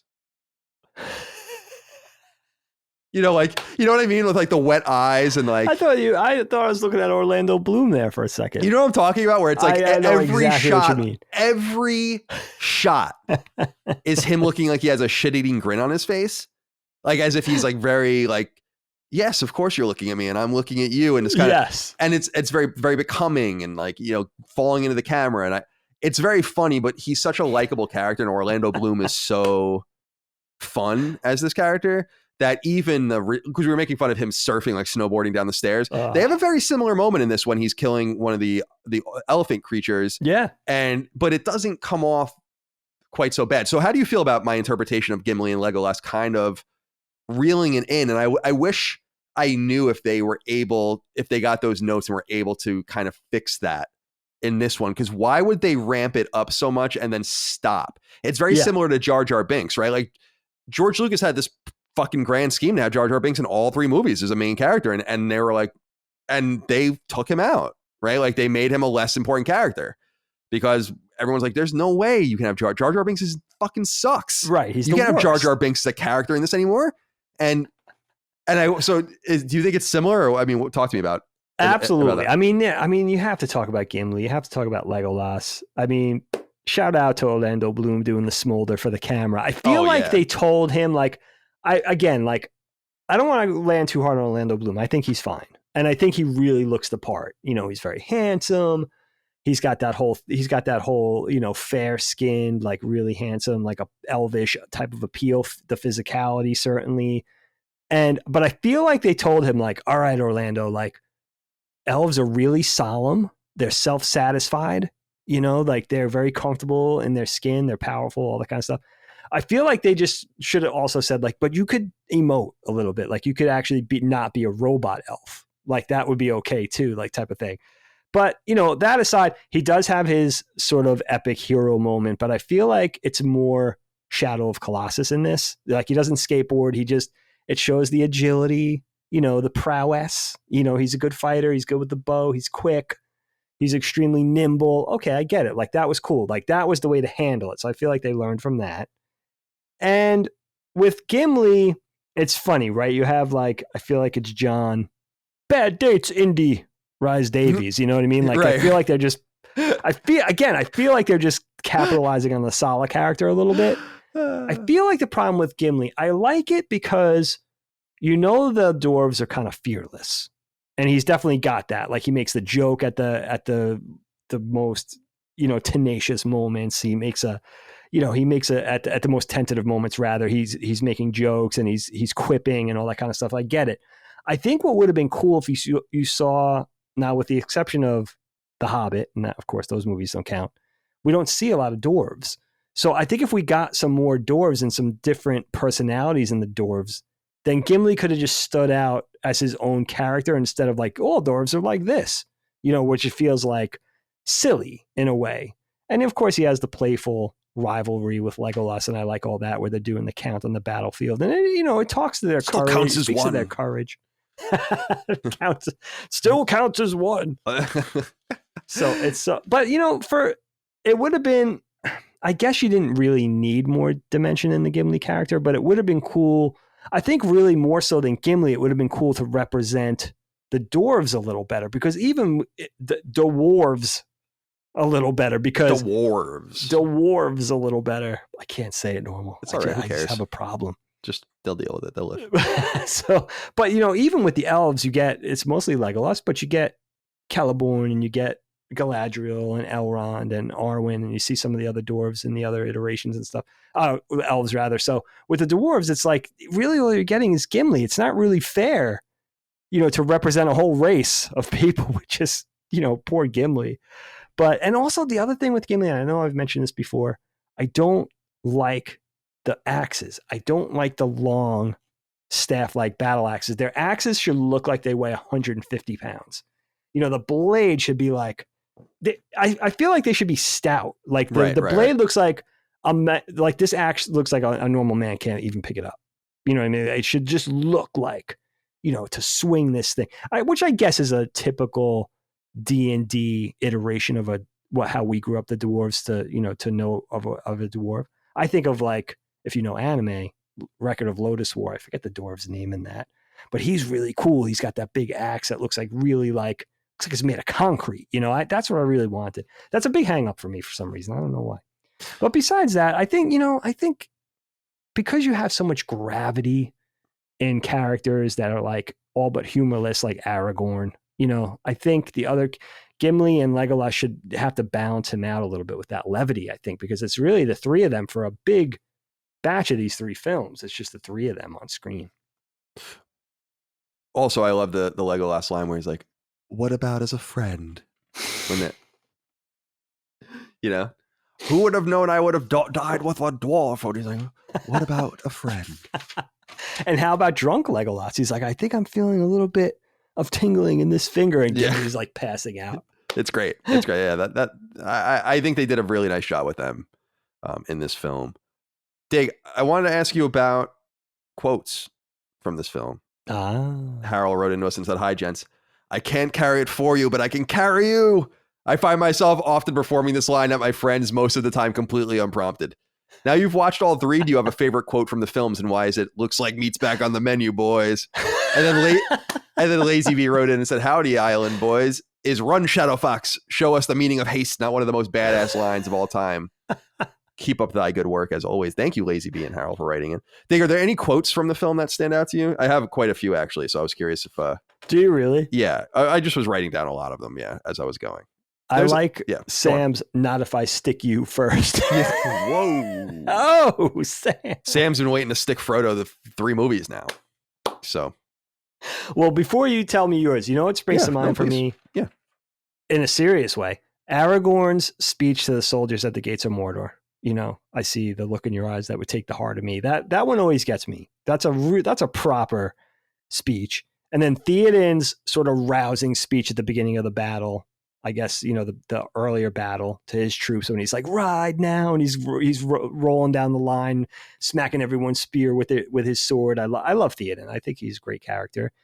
And I think of the time that Gandalf spends on the edge of battle with Pippin. Yeah. Like everything he says to Pippin about what death is going to be like, and trying to be honest with his friend, but also comforting.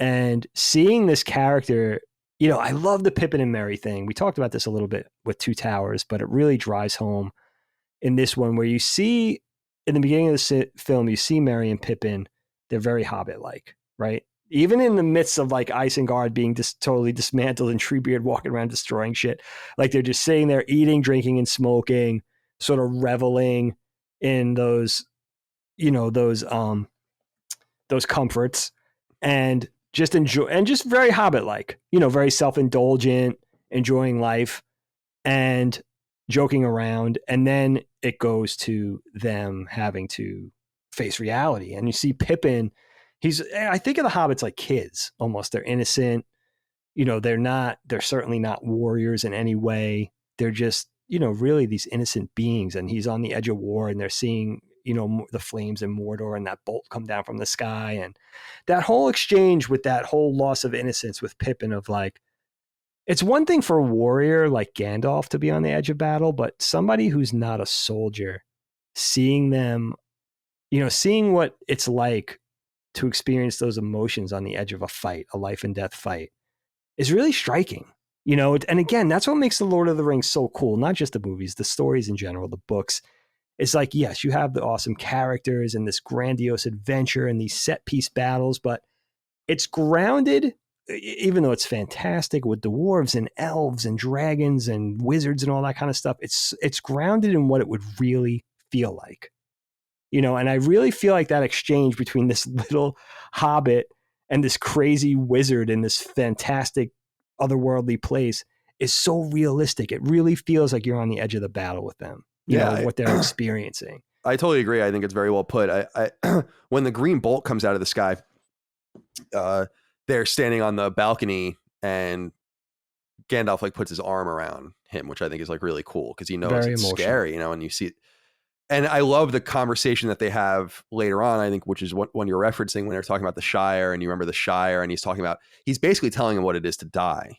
Yeah. And it's really powerful. And I remember being really entranced by it, where I was like, you could see it. It's just a beautiful performance by the two actors, and him kind of accepting that that they're going to die. And Gandalf is like you've said, an almost demigod-like character that lives and dies. But this mortal halfling from far away is going to meet his maker. And I often wonder if Gandalf's lying to him, you know? Yeah. Because wonder about that, right? Gandalf doesn't really know what it is to die per se.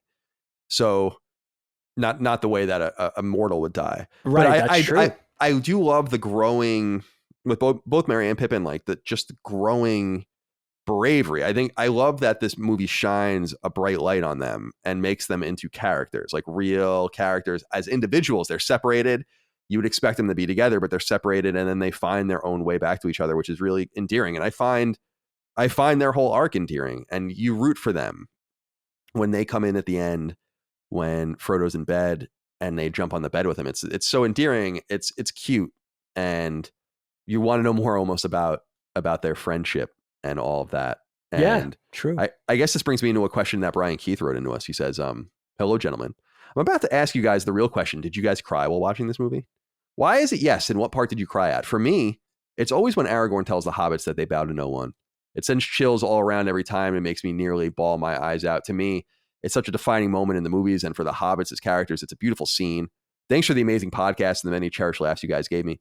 Thank you for writing in, Brian. Thanks, it's funny Brian. because when I was talking about quotes, that you bow to no one is probably my favorite quote, and that scene is quite amazing as well. There are, I would say, the last hour is pretty tear jerking in a lot of different ways. But what do you feel like are the really truly emotional parts? I'll tell you what moment gets me, and it's even more powerful in the book. It always stood out to me. I cried. It's one of the only times I remember crying in a book, although I'm sure there were other times, is when at the, towards the end in the story, same as the film, where Pippin is frantically searching for Merry on the battlefield, and he finds him and he's alive, and he sort of rolls Merry over. In the book, he rolls Merry over, and Merry asks, he's like on his last legs, and he looks at Pippin and he says, "Are we dead?"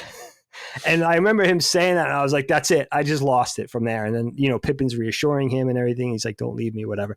In the film, it's still very touching. He says, "Are we, are you going to leave me," or whatever. And Pippin's like, "I'm not going to leave you." And he sits there and covers him with the blanket and everything like that, which is very emotional. But in the book, I don't remember crying in the film, but that part in the book, the description, sort of Pippin just being on his last legs of like just completely beside himself with worry for his friend. He can't find him on the battlefield.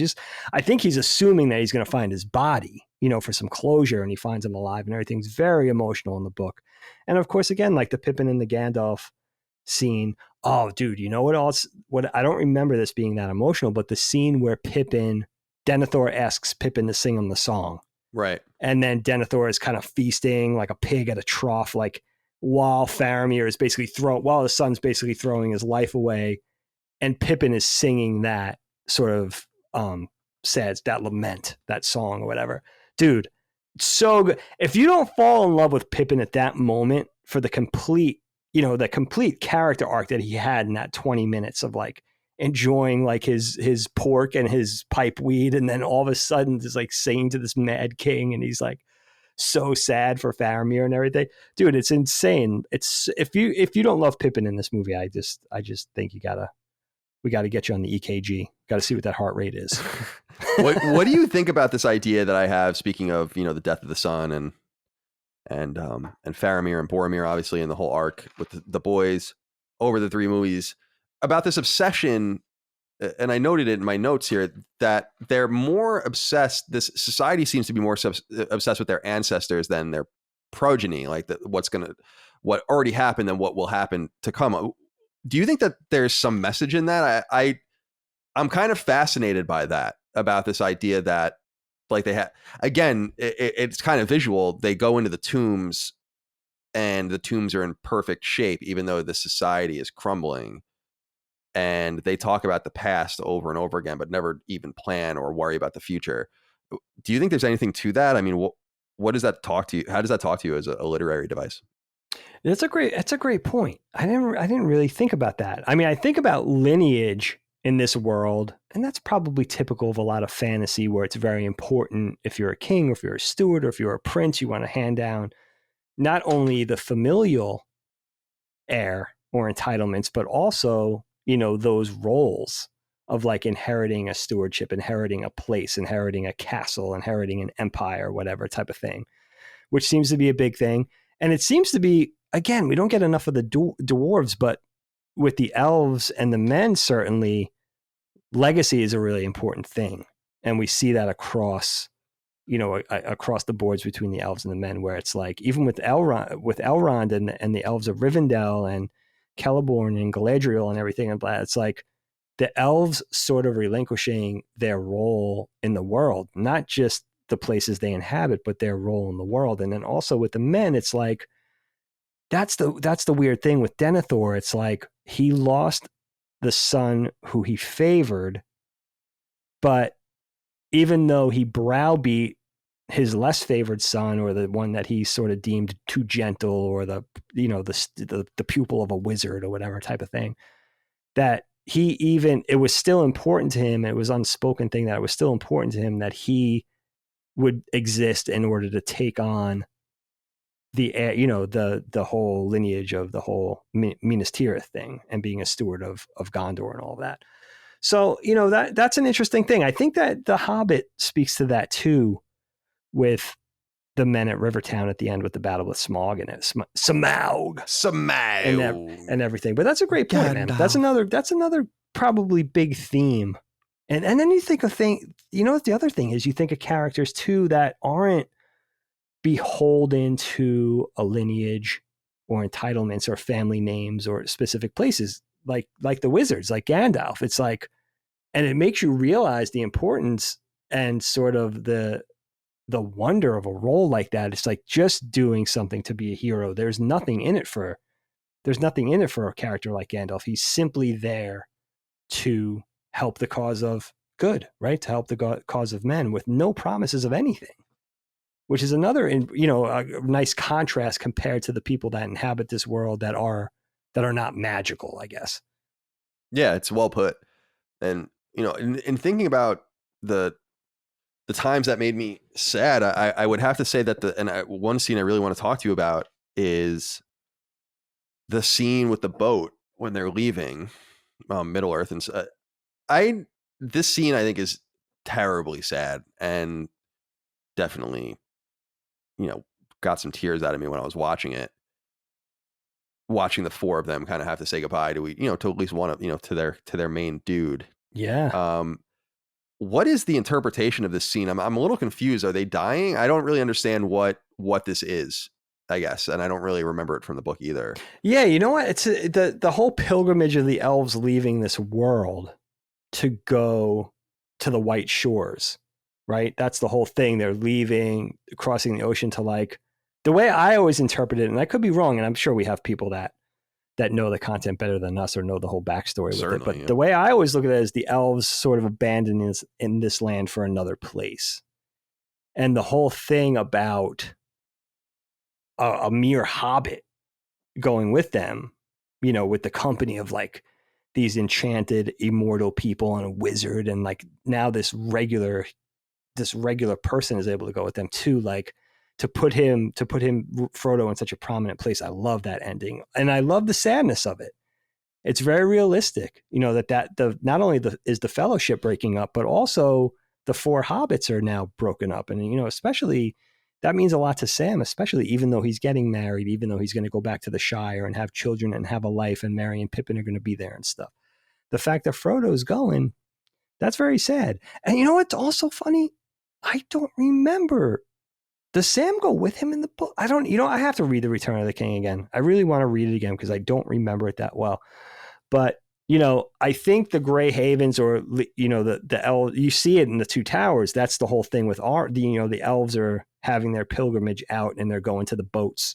And is Arwen going to be a part of that, or is she going to stay and kind of forsake her immortality and just, opt in for a mortal life, a tragic life? Which she does. Ultimately. Which she does. She marries Aragorn. But yeah, I think, it's funny, man. I never saw it as like, that is interesting. Like, is it some suicide pact or something? I should probably know that, but I don't. It just seems so, the way it was presented was, and I know that the elves are supposed to be presented as very ethereal, natural, easy. There's actually a great scene when they're walking, like a procession is walking through the woods much earlier in the film, and there's like no noise being made. And I was just like, this is so cool. This is exactly. That's super cool.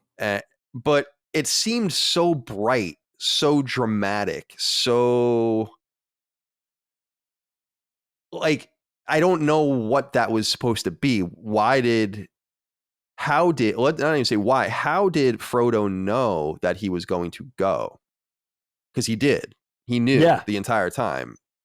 What was the clue? Did Gandalf tell him or something? And I do love the whole thing of the book kind of bookending the entire series, where Bilbo is working on the book in the beginning under a certain title, and then it's finished at the end under the Lord of the Rings moniker by his nephew. So it's how cool is that? Yeah, it's very neat. But I guess I interpreted that, and this is what I need to know more about. I know that this is the third age, and there's the fourth age, and the second age. And I don't know anything about those things, but I guess I interpreted that as more than just them like an exodus, but that something supernatural was happening. But I guess I'm wrong. I mean, I'm probably am wrong on that, because it would otherwise be like some sort of Jonestown, Yeah, pact. that's what and it is almost fascinating to think. There's a crazy tragedy in that, where it's like the elves just consider Middle Earth no longer worth being there for. And also I always thought Frodo going with them was him, sort of like Bilbo leaving the Shire and holing up in Rivendell in his old age, of like needing, because of what he went through with the ring, and for being under the power of the ring for so long, and how it changed him and how it sort of decayed him a little bit and broke him down, that he needed to go to a place of healing. To convalesce or whatever. Right, ended up going to Rivendell, and then Frodo would end up going. So I just looked this up real quick, and I don't know the validity of this, but it says all of the ring bearers left Middle Earth: Gandalf, Galadriel, Elrond, Bilbo, and Frodo. Now think of the other rings too, right? You got to think of the other rings, like Gandalf claims to be the servant of the sacred fire and all that kind of stuff. There's other rings besides the One Ring. And even Sam, after his children were grown and Rosie passed away. I don't remember this. The characters you mention are accompanying the elves, Galadriel, etc., back to Valinor, the Undying Lands, in capitals, across the sea to the west. Yeah, Undying Lands. So it's the Undying Lands. So there has to be some religiosity to this, right? Yeah, it says the elves go to the Undying Lands because that marks an ending point to their life. There you go. I mean, so now that's very mysterious. Yeah, this is what I'm saying. It's the Walking Dead effect, where it's like I want to know more about everything else. Right. Yeah, it's true. It's true. I don't care about you, I never Rick. really thought that much about it. You're right. I don't know. I don't care about you, Rick, and your dumb fucking. What do they do there? Denethor just lights them all on fire. That's it. He's just waiting. But this might actually go into this, Dig. Carlos Marulanda wrote in to us. I'm sorry if I butchered your name. He says, "Hey guys, this is my first time writing in, so I had to ask this since I think it would be thought-provoking. Many have concluded that Tolkien intended at the end of the books to deliver a sort of anti-industrial message in the name of preserving nature. It seemed rather heavy-handed with how the Shire was basically torn asunder by Saruman's conquest when they finally got back home.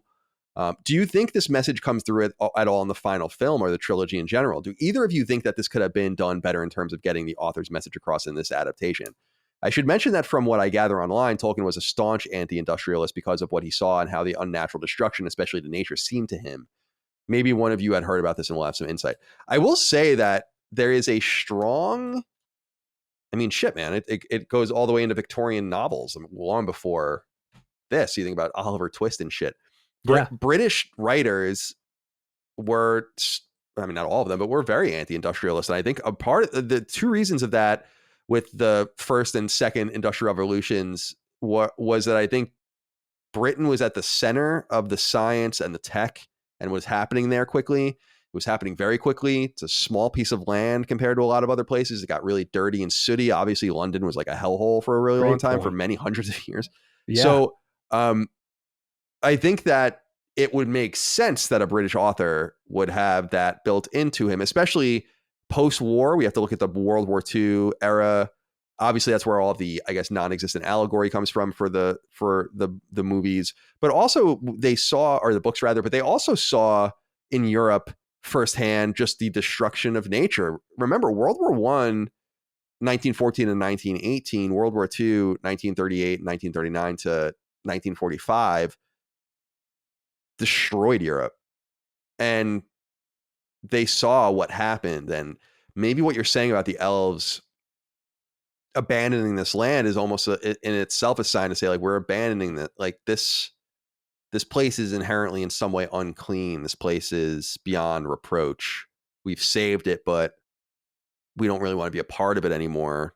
I don't know if that's a valid interpretation, but what do you think about the idea of this being kind of an environmentalist book or an anti-industrialist book? I could see that. And I think it is, we talk about the allegories with war and civilization and World War II specifically with the Nazis and the Allies and everything, that he was a little more coy about. But I know he was really naturalist is the right word, right? He was Yeah, I really think into so. nature. He really famously kind of disavowed like the television and technology in general. He loved to live in the country. He loved he was very Hobbit like. You know, he loved smoking his pipe and reading books and all that kind of thing. I'm sure he, you know, they had electricity and things like that. But Right. yeah, I know he was very outspoken about that, and he was outspoken about the environment too and environmental causes way before that was in vogue. By the way, you know, that wasn't necessarily a big thing. I love your point about England being technological and industrial and being so tiny because you take that for granted. You think of a place like the United States, you could relegate industry to a place like Detroit or a quarter of a major metropolitan area or something. But in London, you're dealing with much less physical, and in England, rather, you're dealing with much less physical space. So, you know, you really, that's something that's really, so yeah, the ash and the dust and the soot and the pollution and everything as a runoff of an industry is a great point. And I'm sure that was why it was such a big issue, or a big part of it was because it was so noticeable. You know, it was such a big part of their lives once that took off. But I know Tolkien was very. I listened to a great radio interview with him. It was about an hour long earlier today, and it said a lot. He said a lot about the way he thinks about things. It was really fascinating. His stances on things.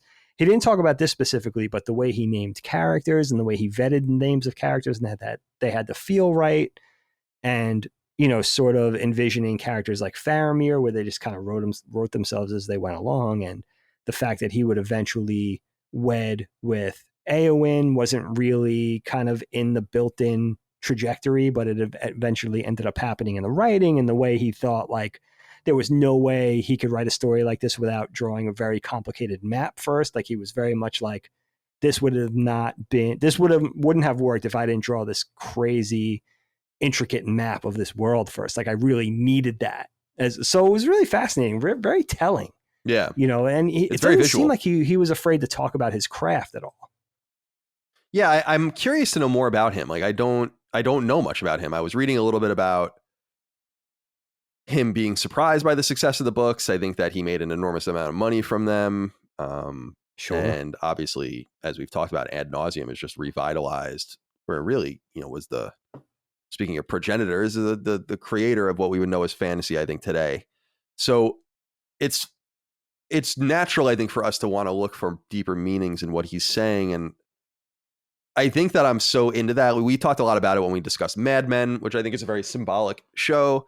Yeah, And certainly definitely. in my own games, there's a lot of symbolism, and I write like that, and I dig writing like that. So I don't know if I'm seeking it out where it might not be, but I feel like at the very least, you can see a naturalist. That's a great word for it. A naturalist's message Yeah. in all things here. So even if you don't believe in the World War II allegory, and you might not, and it doesn't seem like it was intended or whatever, even though it's quite fun to put that in there. It reminds me a lot of the examination of The Shining, the film, not the book, in that people see much in that movie. And I think some of it is there, and I think most of it isn't. And it's fun to figure out what is what. And there's like entire documentaries dedicated to that. Oh So my maybe God, it's so crazy. it's awesome, but maybe It's so cool. we can look at it through that lens too, where maybe, like you said, he was maybe being a little coy. Also, maybe it's a little bit of an honest thing, because when people go back and interpret like things I've written where they're like, oh, I interpret it this way, I'm like, oh, that's actually more clever than what I even thought about. So, you know, you got to give him some credit for not wanting to take credit for other people's ideas. Because if someone was like, oh, this is a World War II, allegory because of this, and I'd be, oh yeah, Oh yeah, definitely. that's right. Well, Kyle, let me Yeah. ask you real quick. Oh, please. When somebody questions your writing, you know, say, I see this in it, and is this correct? Do you more find yourself surprised by it, or do you go in and introspectively say, maybe I didn't intend it, you know, outwardly, but maybe it kind of crept its way in from my psyche type thing? Do you ever find that happens where maybe it is possible that your subconscious threw that in? It could be. I think my bigger thing associated with that about getting feedback about fiction for the first time that I'm putting out into the world is that I'm realizing that, because I've done it so many times, my great example is that like my interpretation of the end of The Last of Us is categorically wrong in association with what Neil Druckmann had intended. I know that for a fact because he told me. But it's still my right to have agency over the creation as the consumer. And what I'm realizing about putting stuff out there is that my interpretation, like I could scream from the hilltops what my interpretation or like what my intent was, right? Twin Breaker is an anti-war game. That's what the idea is. It's supposed to be an anti-war game. And any other interpretation of that is wrong. But that's your right to make that interpretation. And maybe it's not wrong. And sure. And that's almost what's so fun about putting things into the wild. And I'm sure you feel that way about your own art too, is the things that people find or draw out of it that you had never even intended. And that's, I think, the beauty of the depth of Tolkien is that these books give you so much depth. It's not wordiness for wordiness' sake. I think it's different than George Martin. I think it's even different than authors I really like Ayn Rand, in the sense that it's just, it doesn't seem to be verbose for verbosity's sake, but rather uses its word count very cleverly in such a way that it establishes a baseline story that can then be interpreted in all of these very meaningful and I think valid ways. Whether or not he died in 1973, he's long gone. Wow, for almost 50 years. It's not like he's going to ever come back and say like, well, I didn't mean it. You know, and also it's fun to interpret, not that I have done it with this, but it's fun to interpret things through the lens of things that have happened afterwards too, that he couldn't have possibly known. Right. And how, you know, almost like Nostradamus' quatrains, right? Where it's like, it's about Hitler's death and shit. Well, you can like kind of take this great fantasy and this great writing and really fit it and mold it in such a way that it speaks to whatever you want it to. And I think it's biblical. It's like, it's the same thing. That's what's great. That's great literature invokes that stuff where you almost feel like, yeah, of course that's what it means. Of course, because you're so positive because that's the way it made you feel. And I think that this is unique in that sense. Yeah, I think you're right. Yeah, and you're right. Any work of art, fiction, visual art, even music, like it's not you create it, you put it out in the world, and it becomes, it becomes the viewers. It becomes partially that person's, the recipient's own thing. It's not yours anymore. It's not the artist anymore. It's shared now. So interpretation is kind of part of the fun. It is, and also relinquishing that control in some way. I know Pretty some cool. people, I think actually not Tolkien, Martin is one of those people where he's like totally anti, we've discussed this in the past in other ways, but anti fanfic. And I am too. Like, I think that fan fiction is pretty lame, actually. It's like, why don't you just, if you have these writing chops, go make your own characters. Do something. Yeah. I always found it very weird. Especially now. But from an interpretive point of view and through the lens in which you read or watch something or listen to it, whatever, of course, these things are going to be open to interpretation. That's why people love literature. And by the way, and I said earlier, it's biblical. I mean, people still interpret the Bible in all sorts of different ways. Somehow you get the prosperity gospel out of something that was written, not that that's right or wrong, but you get something like the prosperity gospel out of something written 1,950 years ago or something. So, right.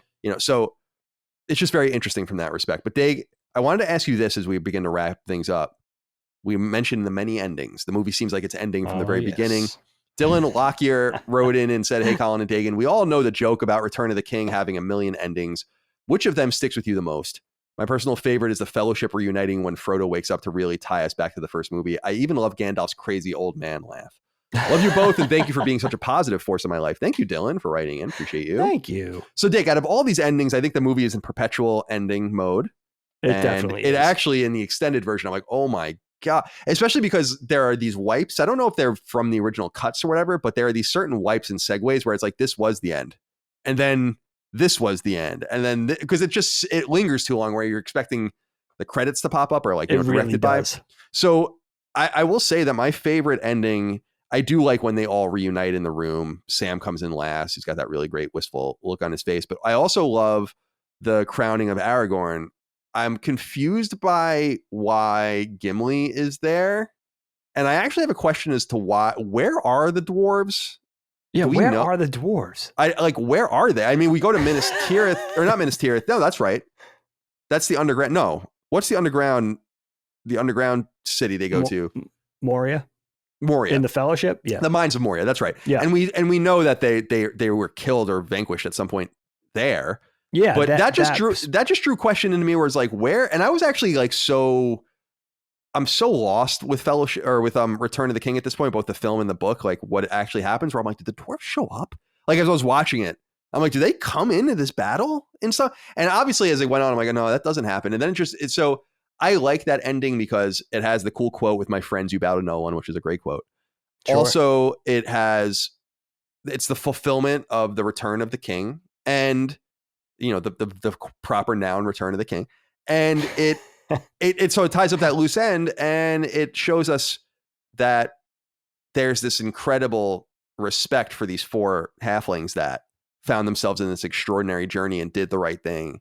And so I liked, and that I think is a really sad and somber moment in its own way. What of the endings, the 17,000 endings of the movie, did you enjoy the most? It really does end over and over again. It's so funny when the sentiment is like nearly unanimous with viewers, by the hundreds of thousands. Like everybody's like, yeah, it just keeps ending. It's so funny. It seems like they just couldn't bear to stick with one ending that had ended a million different ways. And I don't remember if the book felt like that too. I think a big part of that, though, is that you have this epic battle easily in the first quarter of the movie. So you have this epic thing and it just feels like it should already be over. I don't think that helps, where that, there's a lot that goes on after that initial battle. But for me, I love the ending. I think really one of the most satisfying things of the ending is the reunion in Rivendell, specifically of the 4 hobbits. I love seeing Bilbo too. I love Ian Holm reprising his role as Bilbo. I think he's a great actor. Does it make you wonder what order they filmed all this in, by the way? I was thinking yeah, that's the thing too. Like they could have a lot of fun in the editing room with this because there's really nothing's really has any bearing sequentially. So you could just kind of mix and match. Yeah. Well, I was thinking when they were going back into the Shire at the end, like the 4 hobbits, I was like, I bet you they filmed that at the same time they filmed Fellowship. And I was thinking of the same thing with Bilbo, where I'm like, I bet you they filmed all this when they had him on set so they could send him away. That's just production. I don't know I don't know any of that. I was just thinking about that constantly as I was watching the movie. Anyway. Yeah, it does give you those feelings. That would be very smart if they did that. But yeah, I love the 4 hobbits specifically, that reunion, because that's such a great payoff. They've been away from each other since the beginning of since the end of the first film, right? They went through the Mines of Moria, and then after that, with the whole thing with Boromir and the battle, and then Sam and, Frodo trying to leave Sam, and then Sam almost drowning. And then, so the hobbits have been split over the course of like these films. So it was nice to see them. Thank God they all lived to get back together. That would be so tragic if one of them died. It would be awful. I love that. I love the whole thing being about, in my interpretation, not the whole thing being about, but part of it is like the valor and bravery of these very unusual passive creatures that didn't expect to find themselves in this situation, but ended up conducting themselves with the utmost bravery when the world needed them most. And I think that scene with Aragorn bowing represents their understanding that no matter all of the ulterior things that happen, in which facilitated them not getting captured at every turn, and that the Fellowship themselves kind of propelled them and gave them inertia to go towards Mordor, that these unusual creatures were trusted with this incredible, especially Sam and Frodo, trusted with this incredible task, which they fulfilled. They really did it. And it's and that leads into my other favorite ending, which is certainly just being at Mount Doom and feeling like, I know what happens. Like we know that he gets his finger bit off and he fights with Gollum, and we kind of have the full circle thing where, Sam was right about Gollum the entire time, and the bread and all the things that happened to them with the crumbs and everything earlier on. But I remember even as I was watching it, even as I know what happens, I'm like, just drop the fuck, like it's one of those endings where you're just like, drop the ring, and you want it to go like a different way. It's like, just drop the ring. And you can feel it in Sam saying, like, what are you doing? Like, right. We have been crawling on hands and knees to get here for fucking 13 months. Drop the ring in the lava.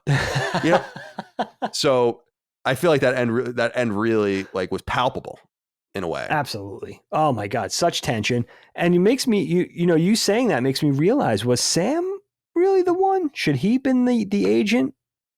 Should he have been the vessel for delivering the ring? Like, was he made of even sterner stuff than Frodo? Now, Frodo did it out of love for Bilbo, but Sam would have been I think Sam might have been a better vehicle for the ring. I think he was even less corruptible than Frodo. Now, had Sam been the ring bearer from the beginning, he might have been just as eaten away by it as Frodo, but I'm not sure about that. Right. Sam's got something, man. He's just got that. He had the ring for a while. And that's true. He carried it. And Frodo. Right. And, like I can't carry the ring, but he can carry Frodo. So I don't know. He's got those Derek Jeter like qualities. You can't even like really describe them. They're just, he's just good. A couple more things, Dave, I just wanted to bring up before we go. I wanted to kick it over to you to see if we didn't touch on anything you wanted to talk about. Sure. Just as I'm going through my notes, things that didn't come up. The quote, "All has turned to vain ambition," is an amazing quote. Great quote. Love that quote. Can be used every day in a lot of different. There's also a quote. I don't know who said it. I think it's one of the hobbits. "There's no more stars. Is it time?" I think Pippin says that to Gandalf. I'm trying to think. When they're on the balcony, and he says, "There's no more stars. Is it time?" Indicating that it's about to end. Everything's about to end. That's so cool. Which I love as well. Foreboding. I love that the blade, they reforged the broken blade, and I think it represented kind of the passing of the torch from the elf to the human. This weapon being necessary to court kingly respect. Obviously, without the welded blade, we would have never gotten to the ghost characters that needed to be redeemed, and all of that. They would have never recognized Aragorn as king and all of that. So there's the quote of putting aside the ranger, I think is a really cool thing. And I did also dig the lighting of the various torches, like the signal lights. Although it's pretty shoddy tech, like CG work if you look at it, because they linger on it for so long. Some of the shots where the camera has to turn. I guess they're in a helicopter. It's probably not. It's too early for drones, but they're probably in a helicopter and they're turning, and so the flame has to turn with the camera, and it just looks totally off. So I gotta watch that. Yeah, you can see that's a good eye. Otherwise, I think I've commented on pretty much everything I've wanted to say. Is there anything that we didn't touch on, Dig, that you wanted to talk about? Well, I love you talk about Aragorn needing that token, needing that reforged sword in order to command the undead armies. Very, very video game-esque. The whole thing is very video game-esque. It's all video right? game-esque. It's such a video game. Definitely. It's so cool. I wonder where it came from. I wonder where video games came from. It's like exactly. This had such an enormous impact. There would be no current video games would have looked very different without Tolkien. I agree. I totally agree. Such an enormous. It's just like Star Wars and science fiction, or even Star Trek and science fiction. Like without those things, those genres would look so different. Which is just amazing. We did a pretty good job of covering everything. We did. Let's see. Yeah, I'm looking at all the characters. We got to talk about everybody there. Yeah, I'm satisfied on my end. Yeah, it was fun. I enjoyed watching the entire trilogy again, and you're right. We did them in pretty close proximity. We probably did the entire trilogy within the last 3 months, I would say. Yeah, not even, I would say. Yeah. Right, not even. But Return of the King was really, really extra enjoyable for me. And I think that says a lot, because the length could be pretty off-putting, for a tired, busy adult. We're all tired. We're all busy with our careers and families and jobs and everything. I have to say, when you told me that, I was like, oh man, I know. It's because I think I was coming off of the Two Towers, where I was like, because the Fellowship had me really high. And then the Two Towers was a little bit of a lull for me. And then but Return is better than both of them. So I think that 4.5 hours was pretty brisk, all things considered. Pretty easy breezy. Yeah. That's saying a lot. And, not just sitting there to watch it, but, Kyle, when you do, and a lot of you guys know out there too that do podcasts, like, it's also like remembering that amount of content to talk about, like, could be an off-putting notion. It's like, oh man, I got to remember all this. And like, by the time I get 3 hours in, I'm going to forget the first hour. But this movie just makes it really easy, And I know we know this stuff a little bit already, but it was a lot of fun. I really enjoyed it this week. It was great. Yeah, me too. And so everyone can go back and listen to those, or our 3 episodes now in sequence if they'd like. And I agree. I don't like doing podcasts where it's like, I've said this many times, but this happened, then this happened, then this happened. Right. I don't want to examine anything like that. I think it's boring. Rather, I want to just go to what is most gravitational in the product at hand. It doesn't have to be a sequential retelling of the story or we don't have to discuss every actor's performance. And it's, obviously we didn't bring up the Oscars really at all. This movie is like one of the most winningest movies in Oscar history, but I don't care about any of that one. If you're just watching, that's cool, but it's, I'm getting more comfortable with KnockBack the longer we go on, where I'm like, this is just us reflecting on, and what I keep saying is our podcasts are companion pieces to the fiction or whatever that is out there that we're doing, as opposed to like going and saying like, where is the, why didn't you talk about Indiana Jones's entire plot first? It's like, well, I'm not going to do that. So you don't have to do that. It's kind of you got to kind of take the components that are the most important to us, That's exactly right. Because you could talk about it ad nauseum for hours upon hours and take every single component, but it's more fun to talk about the stuff that's the most, that's the closest to our hearts, or the stuff that we want to get out there, because that's the most genuine conversation, my friend. I agree, Dave. You know what I mean? I kick it over to you for a dad joke as we I got a good one here. I got to say, big thank you to our boy Troy Miller I forgot if we talked on Instagram or Twitter, but I think it's Twitter. He sent me this dad joke. Tell you, man, this dad joke racket, it is turning into a racket. You know? They're just making it easy for me. It's a racket where no money is being made, but it's a racket. No money at all. Yeah. That ain't working. That's the way to do it. Money for nothing and your chicks for free. That ain't working. That's the way you do it. I like the real earnest part. You get the guitar and the MTV. So good. Fucking Look at that. Yeah. Dude, Dire Straits rules. All right, So go on with good. the dad joke. All right, Kyle. Every morning, I walk outside and I get hit by the same bike. Every morning. It's a vicious cycle. That's pretty good. Not bad. Yeah, that's not bad at all. I think that came through last night. I'm like, I'm using it. And then I always threaten not to give credit, but I always do. Whoop, that's the way you do it. Yeah, I love, now I have Dire Straits in my head, because I love when he's like, that ain't working. And then they have the little harmony. I think it's in the second verse where he's like, that's the way you do it. The other guy, and then he just disappears. An early CG video. I think the entire video is CG. I don't think there's even footage of the band or anything. It's like, I think they watch the band on the TV. Okay. You know what I mean? Like they're in the chairs right. and they're watching the band play. God, early compositing. I mean, how much did that cost? I wonder, for them to do. I'd like to know who did it. I'm sure you can find that. That's an iconic music video. I'm sure there's a lot of information on that. I wonder who did that. Pixar was doing commercials at that time. I feel like we would know if that was Pixar. Yeah, they did the early Listerine commercial that All